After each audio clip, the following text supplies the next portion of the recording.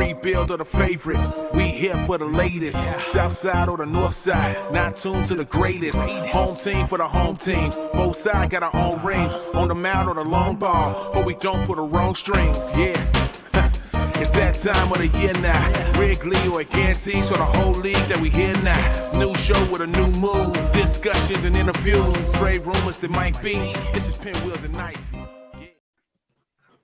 right, we got the Twitters. Oh, wow. You are on your shit. Although you must be home now. Oh, yeah. With working internet and a good computer. It's like I'm not using a Dell. Yeah. That was funny. That had last week had really big like MySpace feels. Like you were, I don't know why. It was like the grainy picture with like, yeah.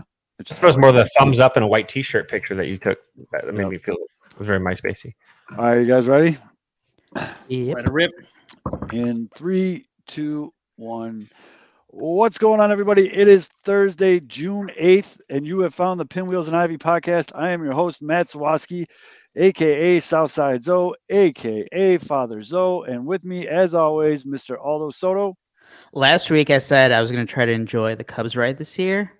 I want to get off the ride.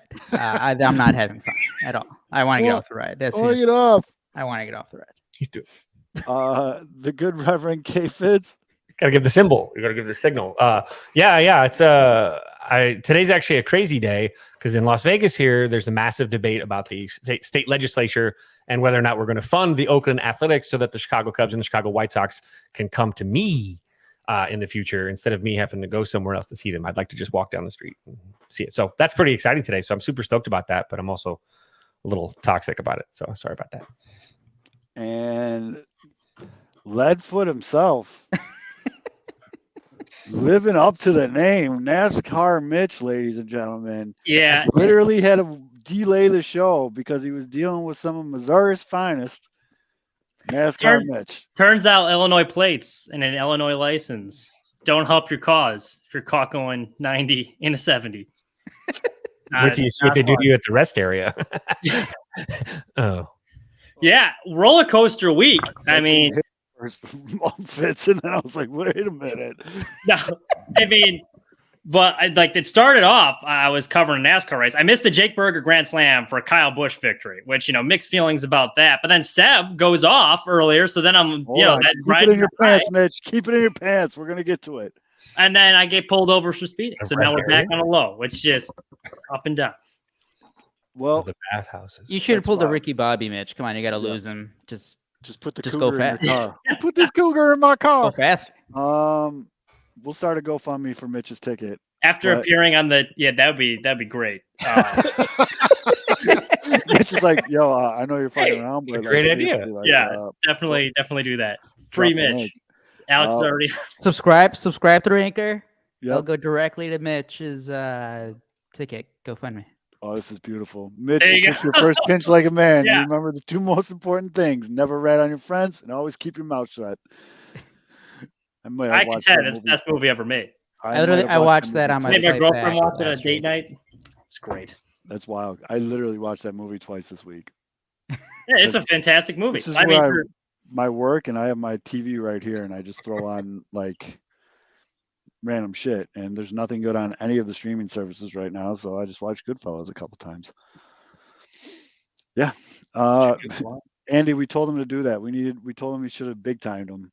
You should have shown the Copier Media credentials, but he should have shown his Bohemian Rhapsody, to be honest. He would have been. I told him to tell everyone that he was a division winner in the 108 tourney.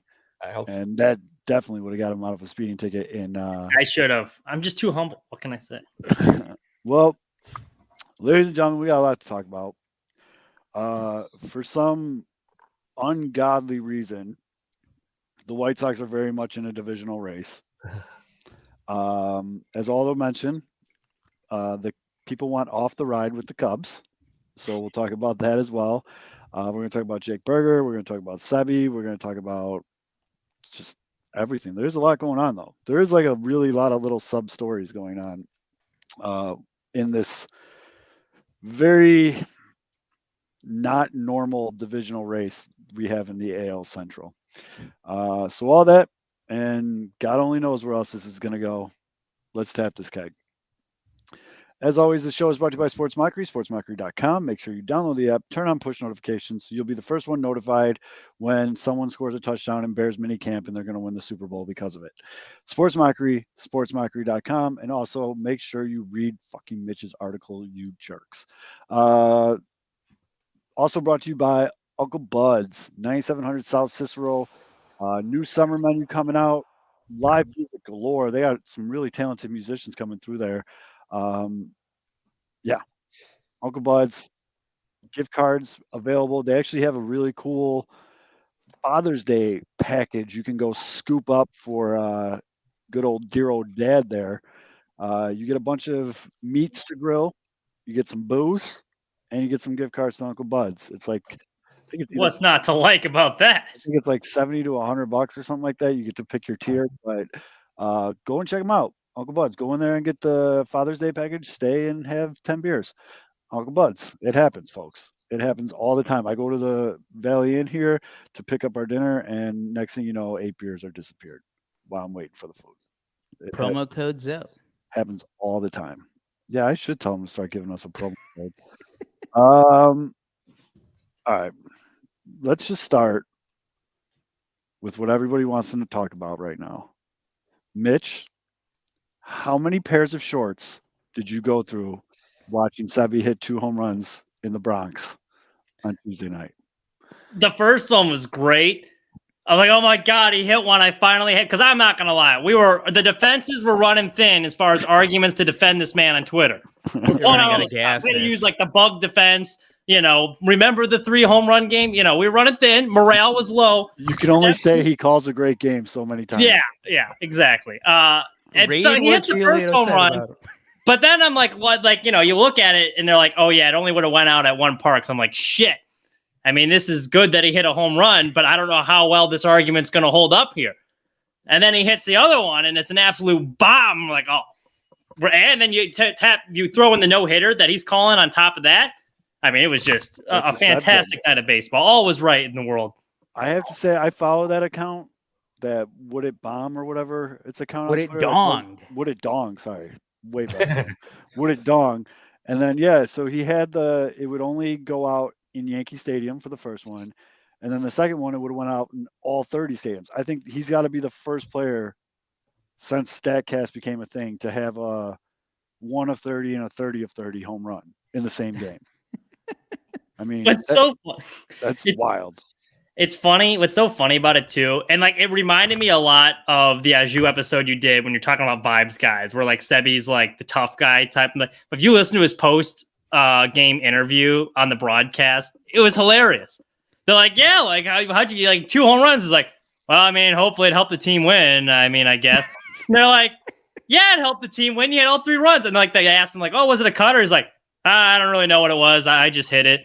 Like, Jesus Christ. He's just a humble man. Like, man, not used to the media. It was great. Yeah, I saw the ball and I fucking hit it hard. What do you want? Hit ball. See ball, hit ball. Swing hard in case you hit it. A guy like Sebi was probably more pissed off that he let Liam give up the home run in the 9th. He's like, yeah, that was a bad call by me. You shouldn't have called for that pitch. So yeah, staying on that game since it's the most recent game, Lucas Giolito fucking dealt. 6 innings? 6 innings. Yeah. 6 innings of no hit, no run baseball. Only walked 3 guys, which with White Sox pitching, if you keep that walk number under 5, that's a fucking huge W. But the pitch count got up there. So he was at 100 pitches. So I'm proud of people because I didn't see too many people push back at Pedro's decision to pull him. Like let him go for the no-hitter. Well, they're kind of in a division race, and it's the first week of June. You don't want Lucas's arm falling. He would have done it if it was Lance Lynn. And the pitch count was fine. I saw Beeflo tweeting about that in his last start. Lance Lynn just like, yeah, you're no, we don't care about your future anymore. Well, you go out there and throw 100 pitches. Remember, every time they go away. What was the name of the movie where the kid manages the twins? Oh, that movie Little Big League. Ass. Little Big League. You will shut your mouth, Mitch. What are you talking about? Yeah, you only that hate movie that because did it's not- you. You just don't like it because it's the twins. Yeah. No, it's not a good movie. Also, side note, like the third baseman that for and like shove the it main right up character at the monkey kinda looks like Todd painter. Frazier. Oh He God, did Mitch. kind of look like Tom Fraser. The one And that's I thought dating it the was, mom or whatever at the I end. was just gonna say, I thought it was really funny how they just kind of breezed over that he was just dogging this kid's mom the whole Mitch, movie. Yeah. I'm gonna hit Also you the with same guy who's made his daughter or his niece start choking on a hot dog at the Field of Dreams. Mitch. That's I'm gonna true. hit you with that's a bad take. That's bad take. You can say it's bad take all you want. It's not a good movie. That's a bad But anyways, in that movie, The in fuck that was movie, that? I don't know. But in that The movie, world rooting against you. when Billy Haywood first comes out to the mound to take out the pitcher the first time, and he looks at him and he goes, "Go away." I feel like that's Lance Lynn this year for the White Sox. Pedro Yes. comes out to take him out. He's like, "Sit the fuck down. I'm throwing 160." Well, no, the Pedro's too scared. He doesn't even go Yeah. out. He doesn't Is even Joe Kelly try it. is Joe Kelly Jonathan Albertson? Yes. You know that Kevin Elster is the shortstop, by the way, in that movie. That's the shortstop is Kevin Elster, the former journeyman. Isn't PCA's mom the mom in the? Yes. Yes, PCA's Pete Crow Yeah. Armstrong's mom, and then also there's an actor who is in Little Big League, but he also plays. If you've seen Spider-Man, he's the guy that kills Uncle Ben in the original Spider-Man. But he I thought that also was is a Macho Man. former, huh? I thought that was Macho Man. No, that's the Bonesaw is really. No, that's different. Bonesaw, brother. What is his name? Gosh darn it, I always forget his name. Michael Papajohn. Michael Papajohn played for LSU. Was a college baseball player. I think he played It's minor all league. of No, Pizza. there's no way. Yep. Actually makes really shitty pizza. What? He played. Here you go. He played. He was drafted by the Texas Rangers in 1985, and then went and played for LSU. Skip Bertman was his coach. They called him Poppy, and he was a member of the SEC Hey. Championship Baseball All Tournament team. Missed And the he was boat on teammates like with Mark 50 Guthrie, better nicknames. Albert, Joey Bell, Barry Manuel. Went to college with him. That kid would have lost the locker room. There's no way they finish above 500. I'm sorry. It's not a good movie. Depends on your locker. There's a lot of plot holes. And I not do want ages. to take a minute here.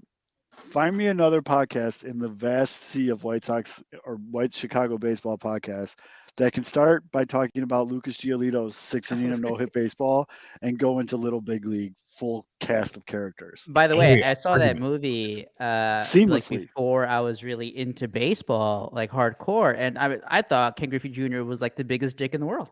Oh, I loved it. I knew by the time that movie came out, I'm a little older. By the time that movie came out, I already knew that I hated the Minnesota Twins. So I absolutely loved the ending to that movie. Oh yeah, the ending's great. Loved That that was the ending only to that movie. redeeming part of the whole film. Ken Griffey Yes. Jr. Fired after that, or do they bring him back for another year?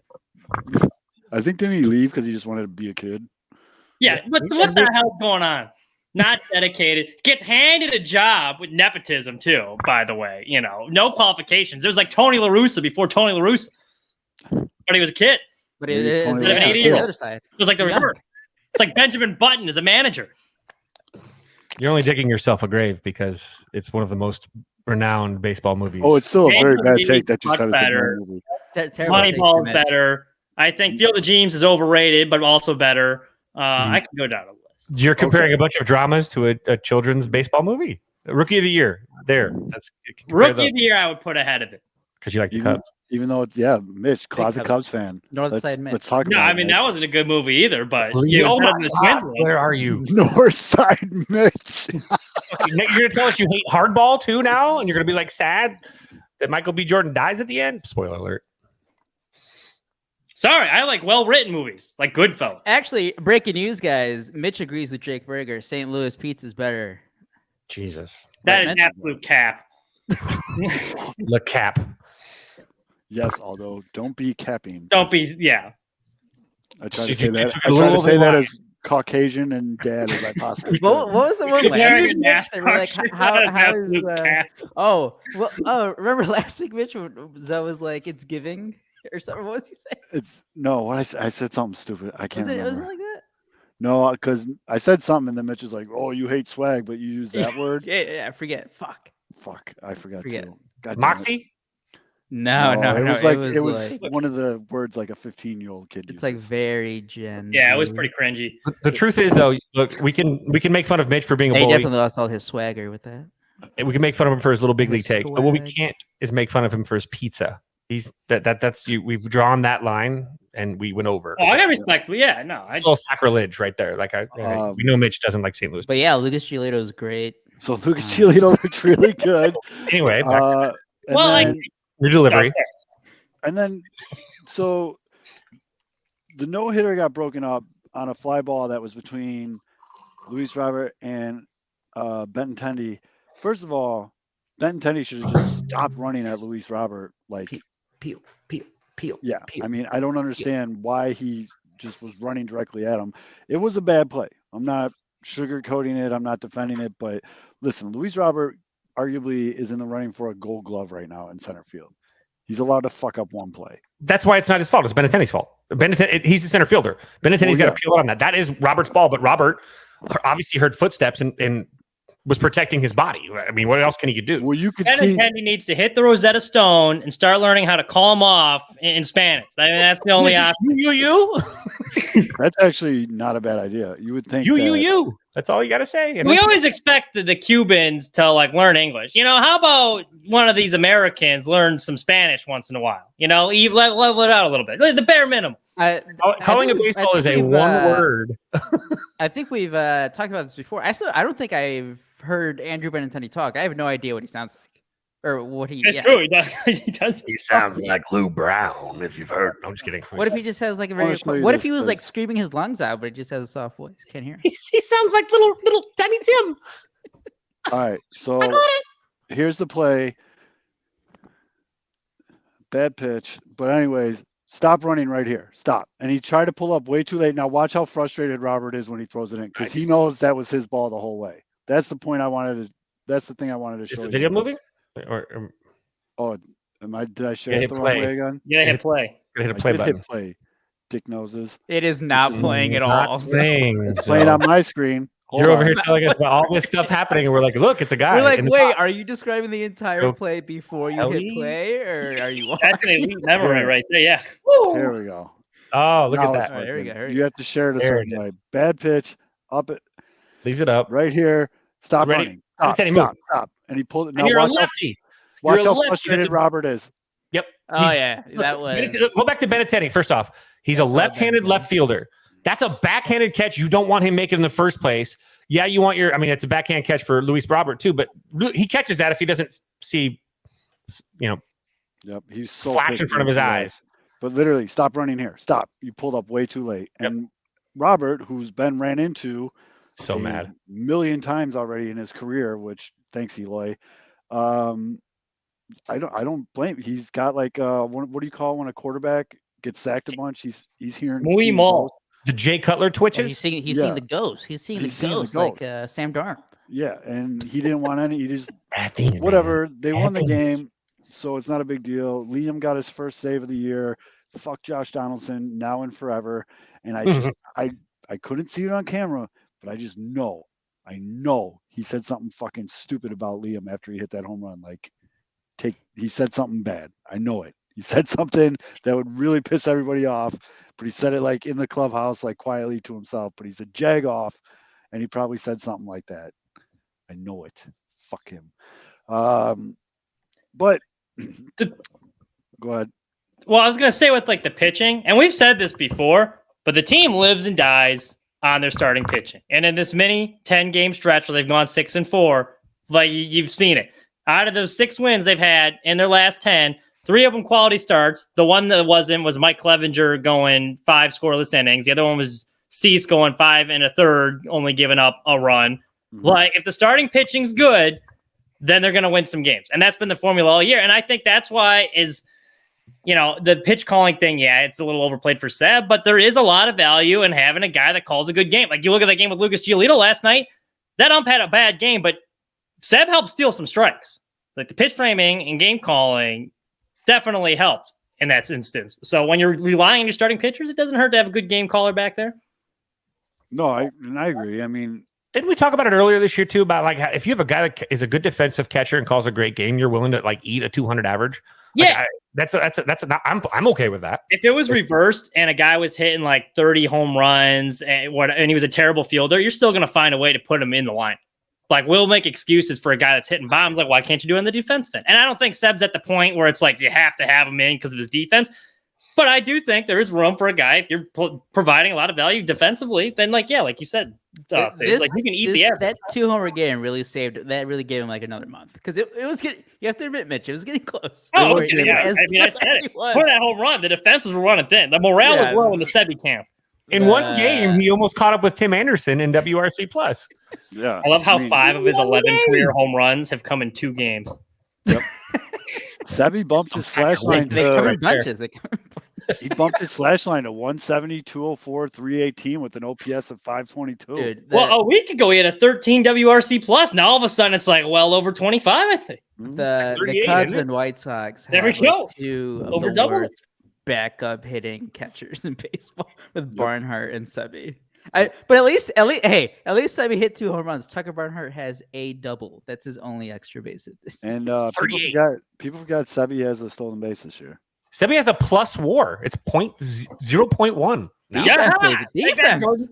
Oh, that's good. Plus 1. Mitch, you got to find that screenshot and just keep sending it to everybody. He's like, hey, he's a positive player. He's above replacement level. So the White Sox did end up sweeping the Tigers. And to Mitch's point about the pitching in that series, in game 1 of that series, you had Dick Nose, 5th starter, go 5 innings. He only walked 1 person. I can't stress how this walk number is absolutely vital, and struck out 6. In game 2, you had Dylan Cease only walk 3 people, strike out 6, and go 5 1/3. And then in the final game, Kopech went 7 innings and only walked 1 person and had 9 strikeouts. That's when the White Sox won the game. Yes, although I know Detroit's shit. I know they're fucking bum slaying. I know you're going to say that, but still. Well, I would say for Lance Lynn, Michael Kopech has the stuff where I think it means more. Lance Lynn doesn't have the stuff. Lance Lynn, yeah. I mean, right now. We'll take what we can get. If he's beating the major league team, I don't give a crap who it is. Yeah. Right now, Michael Kopech, I don't know what he's figured out, but he's figured something out. As long as he wears the right shoes, apparently. Fucking clowns. But that start against Detroit, 7 full, only gave up 3 hits, 2 earned runs that came a little bit later. 1 walk, again, I can't stress that enough. 9 strikeouts. He threw 92 pitches and 60 of them were strikes. That's a really good outing from a 4-starter. Well, he's your 3rd starter because if you redid the White Sox rotation right now, you'd probably go Giolito, Kopech, Cease. Yeah, Giolito, Kopech, Cease, Clevenger, Lynn. Mm-hmm. Yeah. And I had an absolute money tweet about Clevenger, and I'm very mad at didn't get enough love, where I said Clevenger looks like the guy that tries to get the gas station guy to front him a pack of smokes because his girl gets paid next week, but because he totally does. But he looked pretty good coming back from his rehab stint. I mean, whatever you think about him, I'm just talking about him as a baseball player. And his start, he threw 73 pitches, 53 for strikes. I mean, that's a pretty good percentage there to get 5 strong out of him. But again, the bullpen, for the most part, I'm not going to say they're good, but I'm going to say they're solid. They are solid. They've been getting the job done, yeah. And it's done. He hasn't given up a run since mid-April. Yeah. Only given up 1 hit. Your guys, though. Yeah. ERA plus, it would go Gio, Clev, Kopech, Cease, Lynn. There you go. Clevenger and Kopech because fuck Clevenger, but yeah. Before the Clevenger news came out after they signed him, like this is kind of what I was expecting from him. I know it was a long time and he had only pitched 1 year over 200 innings. But I mean, I thought this was very much in the work for Clevenger to pitch as good as he is. The stuff's there. He just doesn't go deep into games. Yeah. And it always seems like he's working really hard to get out. And what was good? Cease does the same fucking thing too, though. Like he's at 5 innings and like 90 pitches. Like That's huge. The guys that are conserving their pitches are guys that are supremely valuable too because they keep the ball out of the bullpen's hands. I think a lot of it with that's Cease though is fair. he just likes to nibble. Like he'll get ahead in the count and he'll start like nibbling, and then all of a sudden it'll go from 0-2 to like a full count. Or And like He's a strikeout guy that goes full a ton. You can't do that. You can't. Right. You got to get it done in the first 4. It's like good old to really Rich stick around. Harden. Rich Harden has looked nasty, but he's like 5 innings, 112 pitches. It's like, well, Yeah. done. And I just think C still doesn't trust the slider, which still blows my fucking mind. And he gets behind in counts and then just tries to get too cute with it. He's not Has throwing. anyone He's not written why throwing. or like asked him why? Like, was there a start where his slider was like Something and killed or there's, something, and then he just I think the Athletic covered it too, where the spin rate is it's down. down, especially on the curveball. So Yes. he doesn't have like the secondary pitches to go off of the slider, so people are just more basically just sitting on his slider, and then he got touched up a little bit and it's gotten to him. Well, you don't want that. You don't want guys pitching scared. No, and what have we said about Cease his entire tenure in the major leagues? He's a between the ears guy. Mhm. A huge between the ears guy, and I'm afraid that once he keeps getting guys keep touching that slider, he's gonna go away from it more, and we're gonna get more 100 pitches in 3 innings type shit. So, as good as the starting pitching and kind of the overall with the bullpen too has been lately, the offense still. I mean, it's great that Jake Bridger keeps hitting a home run like every other game, or like almost every home game. But like none of the guys are really turning it on yet. No, I mean we're seeing Tim Anderson figure it out a little bit, but again it was against Detroit. But I take like what you can get. yeah, and I like what he's doing. Eloy's doing that annoying ass thing again where he only hits when he plays the field. It's so annoying. Vaughn's been okay situationally. The one that's fallen off the face of the earth, like I'm talking like Moncada, milk right? carton, where are you type shit is Yohan Moncada. Like Not good. just brutal. Well, that's the other part. But remember, I think it was right after he came back. I think it was a week or two later. I think we talked about it briefly, just in our group chat, not on the show last week. Was like, well, he's just gonna have back pain. He's just playing through it. And I guess he has that bad reputation where he's soft. Yep. Made out of glass. I hate but that then shit. you're kind of going back to last year where you had Luis Robert playing through something and he was bad. So is that just happening again? Yeah, I mean, and I said it in our chat, and I'll say it here, and I'm probably gonna catch shit for it. Moncada's that kid on your little league team that is fine until he fucks up and then he's hurt. That's good too. Because I got a good take out of Mitch. That's fun. Can we clip that? Watch him though. When he strikes out, when he swings at strike 3, he winces like, ugh, well, it hurts more when you don't hit. Is that a thing? He's sprinting down first and he's doing the Depending on fucking what's, whatever at first base and all that shit. But he's that kid. On every single person that listens to the show right now is thinking of that kid that they played with. Or you were that kid. I'm looking at you, Ken W.O. Or you were that kid where when you fucked up, you all of a sudden were hurt. Well, that's always been one of his biggest issues, which is also why he's so frustrating for White Sox fans. I remember writing this last year, but his body language is horrible. I think he cares about winning, but he doesn't look like he does. When he made those 2 errors against Cleveland in that one must-win game, you knew it was over because he's sitting at third base, moping around, and it's an extra innings. It's the game's still on the line, and he mopes. Bad body language. You brought up a flashback. So we had a guy that I played with in college. His brother was Juan Acevedo. He used to pitch for the Mets, I believe, or whatever. And every time he'd get lit, he'd go, "Time out, coach! I broke my arm. I cannot pitch." Every time he'd get lit, I broke my arm. He broke his arm. He broke his arm again. Oh, we're down 4. Never mind. I get it. But it was sorry you brought that up. Let me laugh. All right, hold on. I'll be right back. Since the other dog went to the Rainbow Bridge, the little dog gets lost and just starts barking. So I got to go get her and bring her down here. Otherwise, she's going to keep barking. Andrew Benintendi still has the highest average on the White Sox. Discuss. That man bad, hit kind the of weight room. How does he not have any home runs yet? How does the White Sox have the highest on base percentage of anybody in the entire team? Is 333. No, God. Well, they don't walk. I mean, The that's number- highest is 333. I'm Okay. not surprised. It's not like they don't walk. They've never walked. Yeah, they don't walk. Yeah, and that was supposed to be at least Yohan Moncada was like the one guy who, even when he was going bad, was like, oh well, at least he'll draw. Yeah, a he's walk not once in a while. walking. Now he's not even doing that. So you move the line. You got to move the line. More opportunities. I mean, hats off then to the pitching staff because the offense again hasn't. It's had its like peaks. Drew a hit it little on bit, the head right there. But Yohan Moncada, yeah. How's that striking out? That's actually that's in the running for comment of the year, Drew. That's pretty accurate. I'm putting that in the talked about it. nomination. We've talked about it too. Is some guys don't know how to fail. They don't know how to struggle, and sometimes it compiles, and then it becomes one snowflake turns into a tiny little snowball that eventually turns into an avalanche. Just based on the mental approach and how someone fails. Some guys are impervious to it. That's why you love those guys that don't give two shits what the numbers say. Matt Mervis said it for the Cubs the other day. He's like, I gotta stop thinking about it. I'm hitting the ball hard. Eventually they're going to fall. And the biggest trap that a baseball player falls into, especially a hitter, is you could be hitting piss missiles after piss missile, but it's right at somebody. And there's that doubt that really wants it's the enemy, right?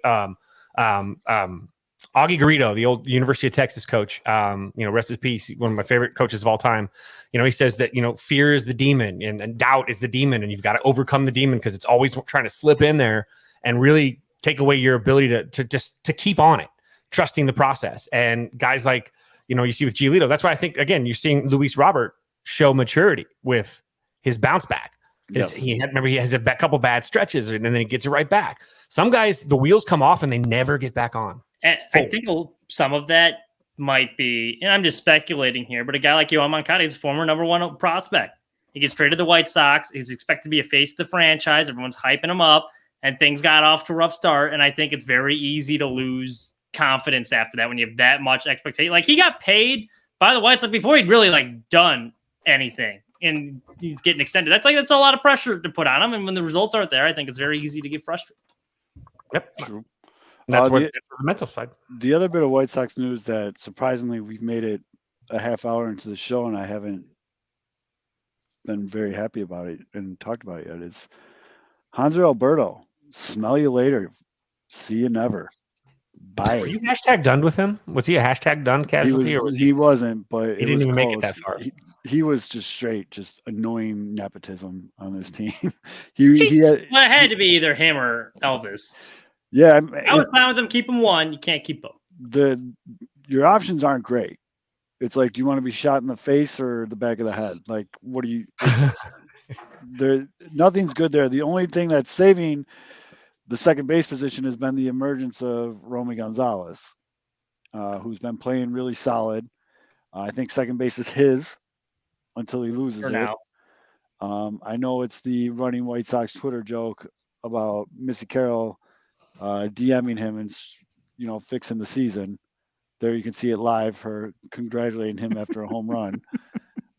Also, tell me Romy does not look like a little kid that stole his dad's clothes when he puts that shit on. That shit's hilarious. But very happy though. I'm coming around on Romy Gonzalez. Yeah, he's playing. I mean, going back to real quick to Hanser, you knew it was not going to work out when before the season. And this is where my big red flag was Chuck Garfien and everyone's trying to hype him up. He played multiple positions. He's really good in the clubhouse. They had the Dodgers general manager on the White Sox Talk podcast talking about what an impact that Hanser Alberto made. I was like, wait a second. The Dodgers are still contending. They had a chance to bring him back, and they wanted nothing to do with him. That tells me all I need to know, that a team like the Dodgers that's trying to win a World Series did not want this guy. And then we were dumb enough, we'll take him. That's how you got to know, this thing wasn't going to work out. Right. And I mean, they kept, when they're doing their overall evaluation of the move, the first thing they would talk about is plays really good with Pedro. It's like, no, coach's son, fuck out of here. That's not a good first step there. Well, Rami's general manager's son. I was gonna say it was a battle of manager's son versus general manager. I guess so. That makes sense. Hold on, I gotta find. There it is. My Oh, I was boy- going to ask you this, and I think it happened in Game 1 against the Yankees, but and I know he has. I mean, the splits between home and road are ridiculous, but I mean, I've had it with David Ross and a few Cubs players. Like you guys need Jake Berger in the lineup every game. Like, It why would is be he not nice. playing every single game? So here's why Jake Berger's not playing every single game. And as I put, so Jake Berger hits a game-winning grand slam, which was a fucking absolute, just fucking piss missile, one-way ticket out grand slam to win the game. That's great. But I'm gonna pull him up here. Let's talk splits. Jake Berger at home, 346, 395, 846 with an OPS of 1.241. Games on the south side, Jake Berger needs to be in that lineup. Now let's talk about on the road. Jake's line is 148, 203, 259 with an OPS of 462. He has 8 hits in 54 at bats and only 1 homer and 3 RBI. So he's not a road dog. He's not a road dog. And Okay. that is, Are you comfortable with that the rest of the way? so here's my thing though. I put that tweet out when game 1 lineup, and I'm like, how do you not put Jake Berger in after what he just did in that series against Detroit? And everyone I got like 50 fucking replies like, look at his road and home splits. And I'm like, okay, guys, I get it. I really wish people would read replies so they don't say the same shit other people say. Anyways, huge pet peeve of mine. Anyways, he's not going to get better at road games by getting splinters in his ass. They're going to need to figure out a way to get him into the lineup on some of these road games. Now, the White Sox don't have a really great schedule to be fucking around with that lately because they got 2 more in New York with the doubleheader because of the fucking Twilight Zone shit. And then they get 3 at home versus Miami and then 3 in Los Angeles where you don't really want to fuck around with the lineup there. And then, okay, the 3 in Seattle, maybe you throw Jake Berger in the lineup and then a big homestand. And then LA, Oakland, okay, you can fuck with Jake Berger there. Like, that's where I'm saying you put him in. You know what I mean? Like, I don't want to say bum slaying, but let the man get a little confidence under his belt on the road. And also, maybe we do a little psych eval and figure out why the fuck he can't hit on the road. You know, it's got to be Now, something. I haven't looked at the other numbers for the guys. So, who would be replacing him? And then it's Eloy and then Sheets, who would or maybe sometimes Grandal DHing. Basically. What are their numbers? Are their numbers that much better? Well, Grandal's been pretty solid this year. I'll give him that. are you talking about on the road? Yeah, just I'm when not- they're in there and he's not. Let's start with Eloy. Splits. 'Cause Eloy. you're right. Those the Eloy's Berger fucking- splits are rough. Eloy is fucking trash on the road too. Eloy at home, 321, 357, 462. Eloy away from the south side, 160, 250, 360. And So I the mean, Sox. that's a So small, what I'm learning, yeah, Sox smaller need a home sample size. team and they need a road team. Yeah, smaller sample size. Now let's look at Grandal. We're all about accurate numbers here too, folks. Make sure you put that in your reviews on the show. Live stats Splits. up to the second. Okay, so Grandal is actually better on the road. Okay, there. Okay. Okay, so there you go. So Grandal at home, 250, 313, 342 on the road, 261, 337, 420. OPS at home, 655. OPS on the road, 757. He has 3 homers on the road and 1 on the south side. So Okay. Grandal is better. And then who's the last one? Sheets? Yeah, I guess it'd be Sheets. Yeah, it would be Sheets. But oh, Mitch, don't worry about your speeding ticket. When Clint Frazier finally hits a home run, I'll just pay it for you. All right. So I got to root for Clint Frazier to hit some bomb. I'm gonna keep betting that fucker to hit a home run until he does it. Is he? happen. Because I think Andrews has been back, right? Since Hanser was DFA'd.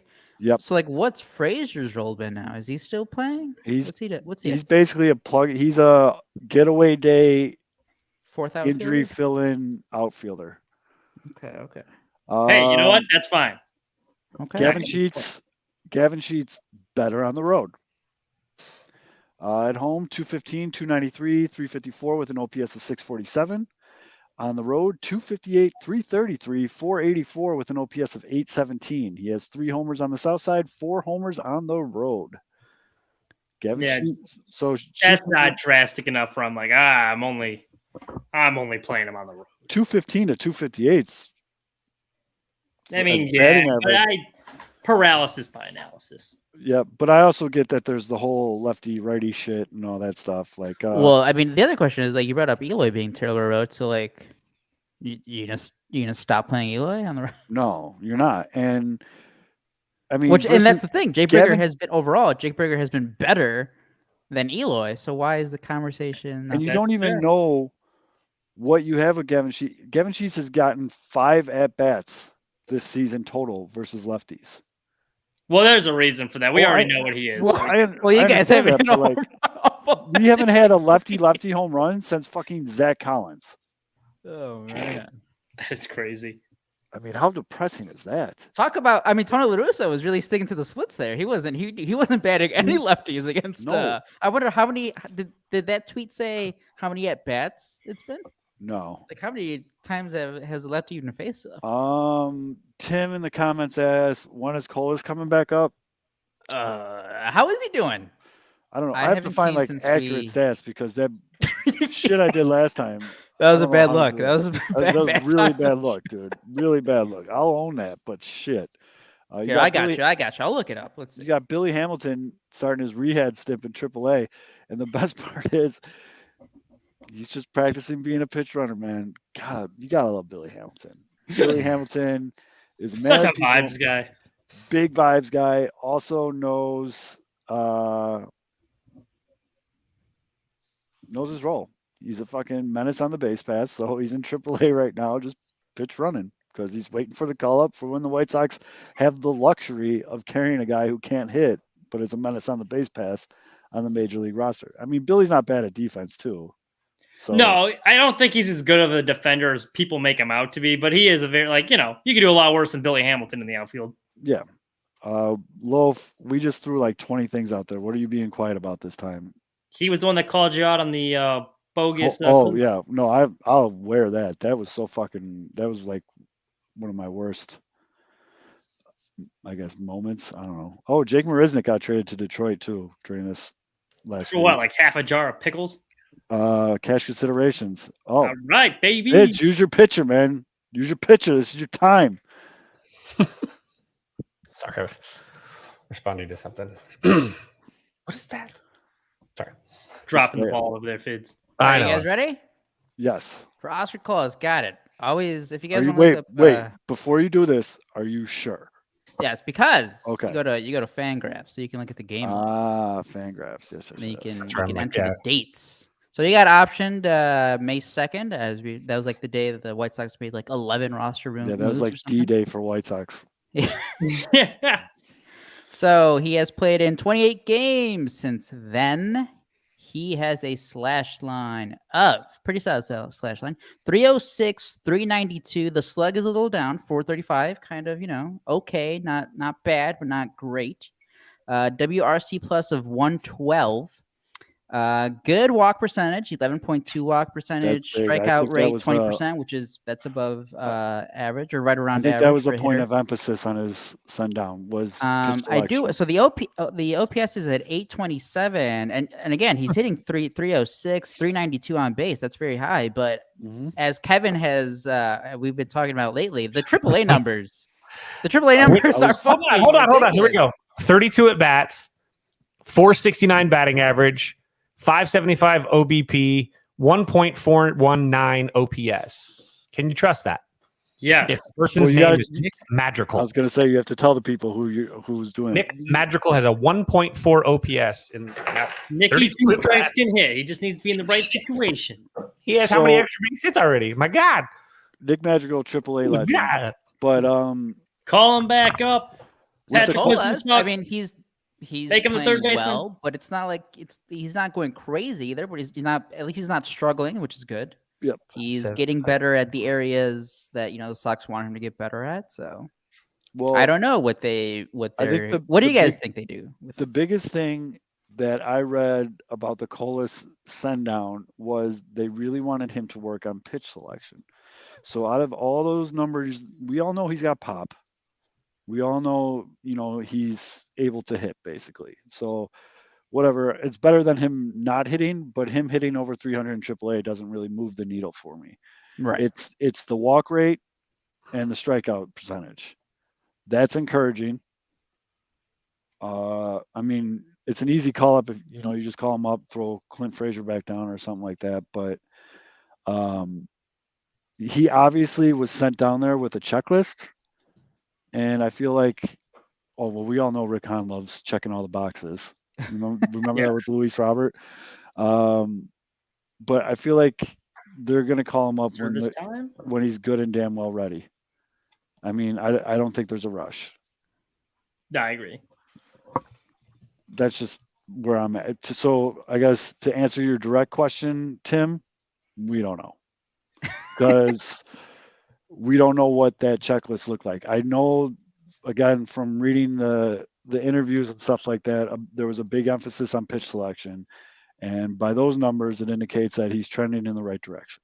Well, see, and that's the thing. Like now that Berger has emerged as like, there's no way, like he's on the roster, he's a guaranteed guy. Yep. That moves Eloy into like the right field situation more often. So you don't really want to, even if it's like, all right, well, Clint Frazier isn't really doing anything, but you don't want to call up Oscar Colas to just sit on the bench. It's like that doesn't do him any good either. That does him nothing. So that's a great point as to why he might be down there, is because they don't want it. They want him to continue to be an everyday player. Yeah. So I don't know. I mean, that might be a situation where he's not even up unless there's an injury, or maybe until September. I feel like an injury will definitely escalate the process, and yeah, maybe. If I had to place a bet, though, I think he gets called up before September. Okay. Well, this actually brings me to something that I really did want to talk about, like an actual baseball topic I want to talk about today. Friend of the show. No more movie talk? Well, we're probably going to derail 100%. Chet Steadman. Friend of the show, everybody's Uncle Beefloaf. Oh. Wrote You a hear great, that sound? That was the best. wrote a great, what I thought, great write-up about how he is all in on the White Sox being buyers at the trade deadline. And as good friend of the show, Drew, pointed out here in the comments, the Twins just lost. They just got walked off by Tampa Bay. I don't even know how to put this into words. Somehow the White Sox are 4 games out of first place right now. You did really well. On June 7th. It's just, all right, Dick. That was such a dad teacher joke. Oh, that was definitely a teacher joke. 100. Can I go to the bathroom? I don't know. Can you? I don't know. Can you? May you or can you? Huh? Yeah. Somehow the White Sox on June 7th, when we're recording this, are only 4 games out of first place. Now, fuck the records. They're 4 games out of first place. That's all that matters right now. I can count that high. Yeah, I don't know. I don't care how they win a division. I don't care what they got to do as long as they do win the division. Now, again, I strongly encourage all of you to go and read this write-up by Beef, but he breaks down, where the White Sox are currently at with a lot of these contracts that they signed with the players, like how many years and whatnot. And, we all know where Lucas Giolito is. We all know where Tim Anderson is. Basically, Luis Roberts is the only one that, and Vaughn are locked up for the long haul. But these other guys are all, whatever, kind of getting towards the what are we going to do with them role. I really feel like they are in a position now where everyone, and I'm saying everyone, there's no asterisk here, there's no but here. Everyone on the farm system should be fair game for the White Sox to go for it to win the division this year. What's your first need, Zoe? What do you want? Who are you going after? Who's your? Do we have anyone that desirable though? That's the one thing, and I'm all for buy, but you need to have something to buy with. And as good as Montgomery is, probably our best prospect. He's hurt. So how much value does he really have? Closer Montgomery He's already kind of tanked his value because people have gotten to see him. So I don't know how much we have to buy all that much. All right, so let me rephrase that. Everyone on the farm is available, and my list of untouchables on the major league roster is probably 3 guys. That's fair. If you're gonna go all in, though, you better think that like if you're gonna be selling like that, then you better think you have a World Series caliber team. Because like, I'm not selling the farm just to win a crappy division and get our asses handed to us in the first round. Well, would you agree that the White Sox should be better than their record right now? Yes. And they are one of those teams that if they made it to the dance could easily be the Phillies of last year. No. You don't think they have the horses to do that? The offense is I not disagree. good. I thought they had a better team in 20. Well, maybe not. I think arguably you could say they had a better We just team. read the numbers, though. Oh, I know. That's not what they did. I also still think just guys are very much underperforming. But we've been saying that for a while. They have ago. been for 2 years. They, like at some point you are what your record says you are. Like I want to believe that these guys are going to become super, but like it just hasn't happened. Like you are what, and I think they're better than what the record shows. But if you're going to sell the farm system, like to win this crappy division, like that's not worth it. You sell and you go all in when you think you have a team that can win a World Series. But it's a bottom 3 farm system, so it's not like you're losing much. No, you have more to lose. Where I think you can. I mean, you guys aren't going to be like going all in to get like. It's not like you're trading for an ace pitcher. Like you guys would be trading for like a depth, like 5th starter. What are you doing? And like kids? you could do that definitely. I would like to interest you in this Marcus Stroman. No, for a stop with the Cubs Montgomery. shit. We're not doing Cubs stuff. He's the best pitcher in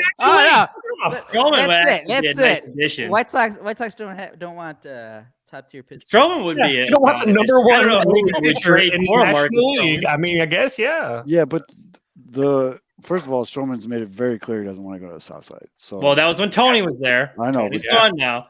You get a chance and you fucked it up. No, well, that's the thing. That's the thing, Kevin. The White Sox, like we talked about, and like I didn't read Beef's article, and like I don't know at what level he's saying to buy, but the Sox can't buy at that level. No. And this is a good summary of it. I look forward to Colson Montgomery playing well on the 2026 White Sox when they're 67 and 95. And I agree with that too. Like I'm with you, Zoe. I'm like, fine with no one should be off the table prospect. Yeah. I guess I should have. But let's not started it trade out people better. just to trade people. No, you never trade people just to trade people. But my expectations aren't like they're going out and trading for like the top best second, like Luis Arias. You want to see, like when we were buyers, right? Stop, The one word at a time. Words go ahead, bolster, right? So, like, Yes. Yes. Position wise, what's your top priority? Like looking at the team right now, who do you want? Just position wise. You don't have to say player. Just what? Position. Oh, I know. Well, second base, but I know Romy's been playing well, and I feel like that's solidified. They need a bat. They need a I don't think it's more of a position. I think it's more of a what, and they need obviously because of the offensive numbers we read. They need a bat, preferably an outfielder. But once they get an outfielder, that's going to cause a whole clusterfuck. But they need a bat. Okay. And second base is still not solidified at all, in my opinion. And probably gonna need a 5th starter. Okay. See, like when they were buyers in 2021, I was fine with Kimbrel not working out because you saw they're being aggressive, and that looked like a team at the time that had a chance to win the World Series. This team doesn't. So if I'm like, you better be, if you're gonna trade a Colson Montgomery, you better be damn sure you're getting a piece in return that's actually going to make a significant impact. Like I'm not trading a prospect for some supplemental move so we can compete for going 500 to win the division when we're going to lose. Because this is not, I don't know. So like, here's my question, guys. Do you think that Colson Montgomery is worth trading for a rental that can put you over the edge? Or is Colson Montgomery someone that you trade for someone that has control? They're more than one piece away, though, from being like a rental player away. Like there's a lot of holes in the team where like I would be fine trading them for a rental if you thought they need more than just a rental. Gotcha. I know we're caught up on Colson Montgomery, but they also have like a Brian Ramos and Noah Schultz. Sure. But also my long and short of it is I want them to do what they need to do to win a shitty division. This is here's what I'd throw out. Oh, sorry. Go ahead, bitch. Go on.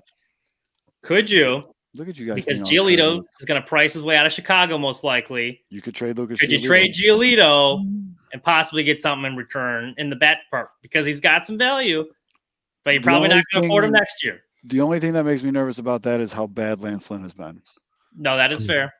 And I mean, we can do this all day with the two-sided coins to everything. Now, the biggest fear I have with regards to the buy, which I'm not backtracking, I'm still team buy. I don't trust the motherfuckers buying. I don't trust Rick Hahn. I don't trust Kenny. I don't trust any of it. And I mean, like, for them to trade like a Lucas Giolito, it has to be a home run of a trade, because Right. otherwise you are not going far without Lucas Yeah. Giolito. Yeah. You know what I mean? Like, and that's my thing is I guess this sucks because it kind of kills everything I've been saying, but I just don't trust the dudes that are doing it. And I would rather buy too than selling. Selling's no fun. I want to be I team definitely- buy. It just doesn't make like I just Definitely don't would see not what sell. happens. I Yeah, think no, you guys can do and I think it maybe ends up in the same situation at the end, where back in 2019 the NL Central wasn't that good either. I think who won it? The Cardinals won, I think, like high 80s wins, maybe low 90s, but they got hot at the end. The Cubs struggling, high expectations, similar to the Sox, where it's like, wait, you guys are supposed to be better. Not. They traded for Nick Castellanos. He was awesome, but he was a rental. He was awesome. He made a difference on offense, but it still wasn't enough. The Cubs had, like the Sox, other issues. Right. that Didn't get bat over slam, iconic. That was. I still remember that. two I still hands, like- remember coping so hard. I'm like, it's no big deal. Like, yeah, they've been losing games like this all the time. Like, yeah, it's just another loss in Philly. And it's fucking Derek Holland. White Sox. The Cubs traded a couple pitchers to the Tigers for him. One of them is ended up being good, Alex Lang. He's a pretty good reliever for them now, but it took him a few years to get established. Tough in Major series League against the Baseball. Sox. I think there's a similar route where I haven't seen like the pending free agents for next offseason, but like that could be like a similar move where you don't necessarily need a top level prospect to get a quality guy who can make a difference. Now at the end, is that enough to get you over the top in a bad division? That's left to be seen. But the good thing is that you can still have like another 6, 7, 8 weeks to patch up those other holes, hopefully, for you guys. This is the insane part about the season, by the way, for both leagues too. It's not an American League or a National League thing. These divisions that are where these teams are all so equally average. It's that Spider-Man meme where everybody's pointing back at each other because you're a good 10-day stretch of good baseball from being in first place in your division. Everybody is. That's insane to me. I mean, the National League is way more condensed. I mean, you've got the worst team in the National League is what, 4.5, 5 games out of the wild card. And the White Sox, I mean, at this point, as poor as they've played, the Cubs and the White Sox are basically passing each other like ships in the night at 8 games under 500. And both of them are in this thing. And so this is the hardest part. Usually at this point in the season, right, you've got a general understanding of who's going to be selling because teams are like, so far out of the race already here in June that it's no question. The problem is everybody is still kind of right there. And so it's like, you almost don't want to sell too early because you sell too early, you wave the white flag and you see what the Cardinals was it last year. The Cardinals were terrible. And then all of a sudden turned it on at the end and went on this massive run to get into the postseason and things like that. You don't want to be a team that waves the white flags and then watch some team, cruise right past you like Seabiscuit. So that's what makes it so interesting for all these teams is that everyone's gonna have to kind of like figure out, can we compete for an actual World Series championship with this roster that we have, or if we add these things? And if you're not competing for a World Series championship, there's no point in making the moves if you've done the analysis, because you're just making moves. Like you said, don't make a trade just to make a trade. If you don't believe that you can add these pieces and win a World Series, beat the best teams in your league, and at least be, get into the postseason is huge because you're dancing, right?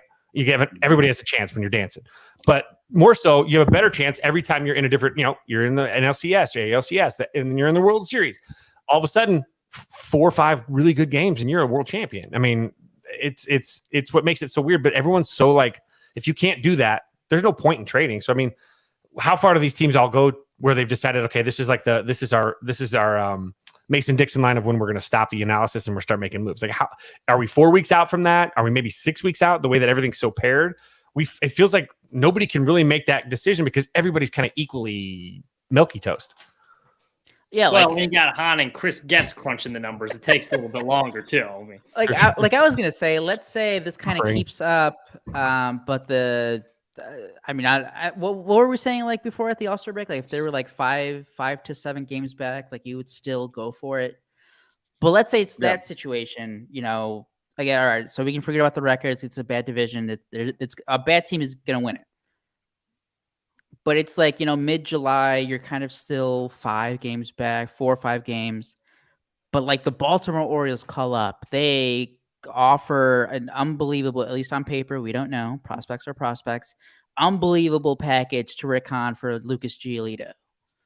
Like, do they blink? Because again, like Kevin said, everyone is so tight, it's so close. I think that's going to affect teams waiting longer. So the teams that want to make a move, maybe they're more desperate and they're like, hey, no one wants to make a move. We have to up our offer or something. Mm-hmm. Do you do it that like but then And how many moves do you make once you with trade your- Giolito, that's the white flag. He's your best pitcher. Yeah, that's and- like the okay, we're division's out. so bad. You could, like, if you're restocking for next year, and you could still contend for that crappy ass division. right. And Like since, Jesse Schulten starting every 5th day. since April 30th, the White Sox are 20-14. The Tigers are 16-17. The Twins are 15-19. The Guardians are 15-19, and the Royals are 11-23. 6 games over 500. That's a good. Yeah. Well, no, the reason I'm bringing this up though is they should still win the fucking division. Yeah. At this Yeah. pace, now And- they will. And I know we're living in this conversation where we're talking about like these like big time trades. I'm more talking about to what Fitz said, just to kind of bolster the roster. So you don't have guys like Clint Frazier on your bench. So you're not, completely fucked if one of your starting pitchers goes down. Mm. Like that, I don't need this. Okay, fine. Okay, fine. You can have Drew Smiley. We'll take Montgomery. That's fine. You guys haven't had a left-hand starting pitcher in like a decade. Right. No, we're Yeah. gonna keep that streak alive. That's one of the few things we have going for us. But I don't even know like who's available at the trade from like other teams. Obviously, I know the White Sox stuff, but I don't even know who is. I like, mean, available. looking at the standings right now, look, the Yeah. American League Central up to date, like with some of the finals already coming in, there are only 7 teams above 500, 2 at 500, 6 below 500. Yeah, National League, there are only 1, 2, 3, 4, 5, 6 teams over 500. The rest of the league is at 500 or below. all right. So let's talk about teams that would be sellers. Like, Who's a seller right now? 'Cause- like right now, you and would be don't like, and you cannot say any AL Central team. I can tell The you right now, Oakland I can A's. tell you one team that could do it. Oakland. I can tell you one team that could do it. Oh no, that's the thing. I can't tell you. I was going to tell you the Cardinals, but the NL Central sucks. Yep. They can No, they can you have could a hot say- 2 you no, could weeks. they say- still down here in Cardinals land. They still believe they can win that division. You could talk about Oh, here we go. The any NL Rockies and the team. Washington Nationals. They could be sellers. all right, and then And then the Oakland A's and the Oh, a little Candelario action for the Sox. what's San Diego doing? Man? Solid- Sitting at solid 29 bet. and That would 33. actually be not a bad pick.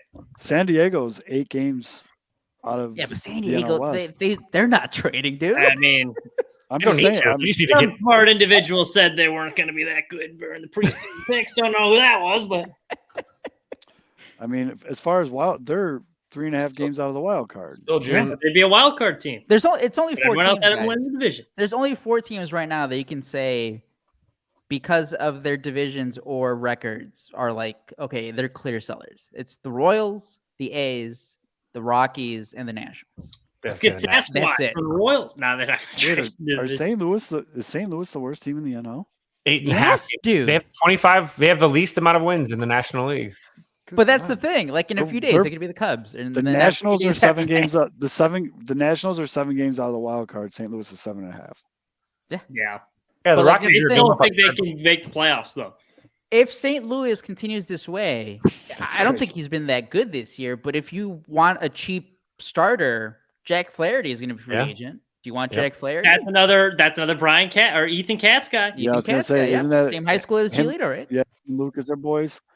Good connection. Don't they hate There's him in that St. one. Louis because Okay. he's well, not a dickhead? Like Flaherty's a dickhead though. And I mean, Cardinal. Does I mean, we Colorado can go around again. The doesn't Colorado Cubs, got a Cubs are decent farm probably system? getting. You can call. You get. They have a right fielder. You guys or an outfielder you could trade for. I heard he's pretty good. I don't want Chris Bryant's contract. I was talking about Ryan McMahon, but sure. Ryan McMahon, not another guy who plays so- multiple positions. Plays all these positions. Ryan McMahon. You think I was joking with you, though? You're actually. No, I know. That's what you should look at. Colorado's best prospect is a kid named Zach Veen, who's in Double-A. His ETA to the majors is 2024. You don't want prospects right now. No, I'm You want just Ryan McMahon. yeah. What about this scenario? Rockies are like, oh man, all right, just take KB's contract. You guys don't even have to like give us much. Why would you want that? Isn't I he would hurt? take that. It's just a little my heel, it's money. fine. It's just his heels banged up. He's coming back on. He's probably fine, Zach. tomorrow. Friday. He has Friday. a 719 OPS. He's fine. Just sore.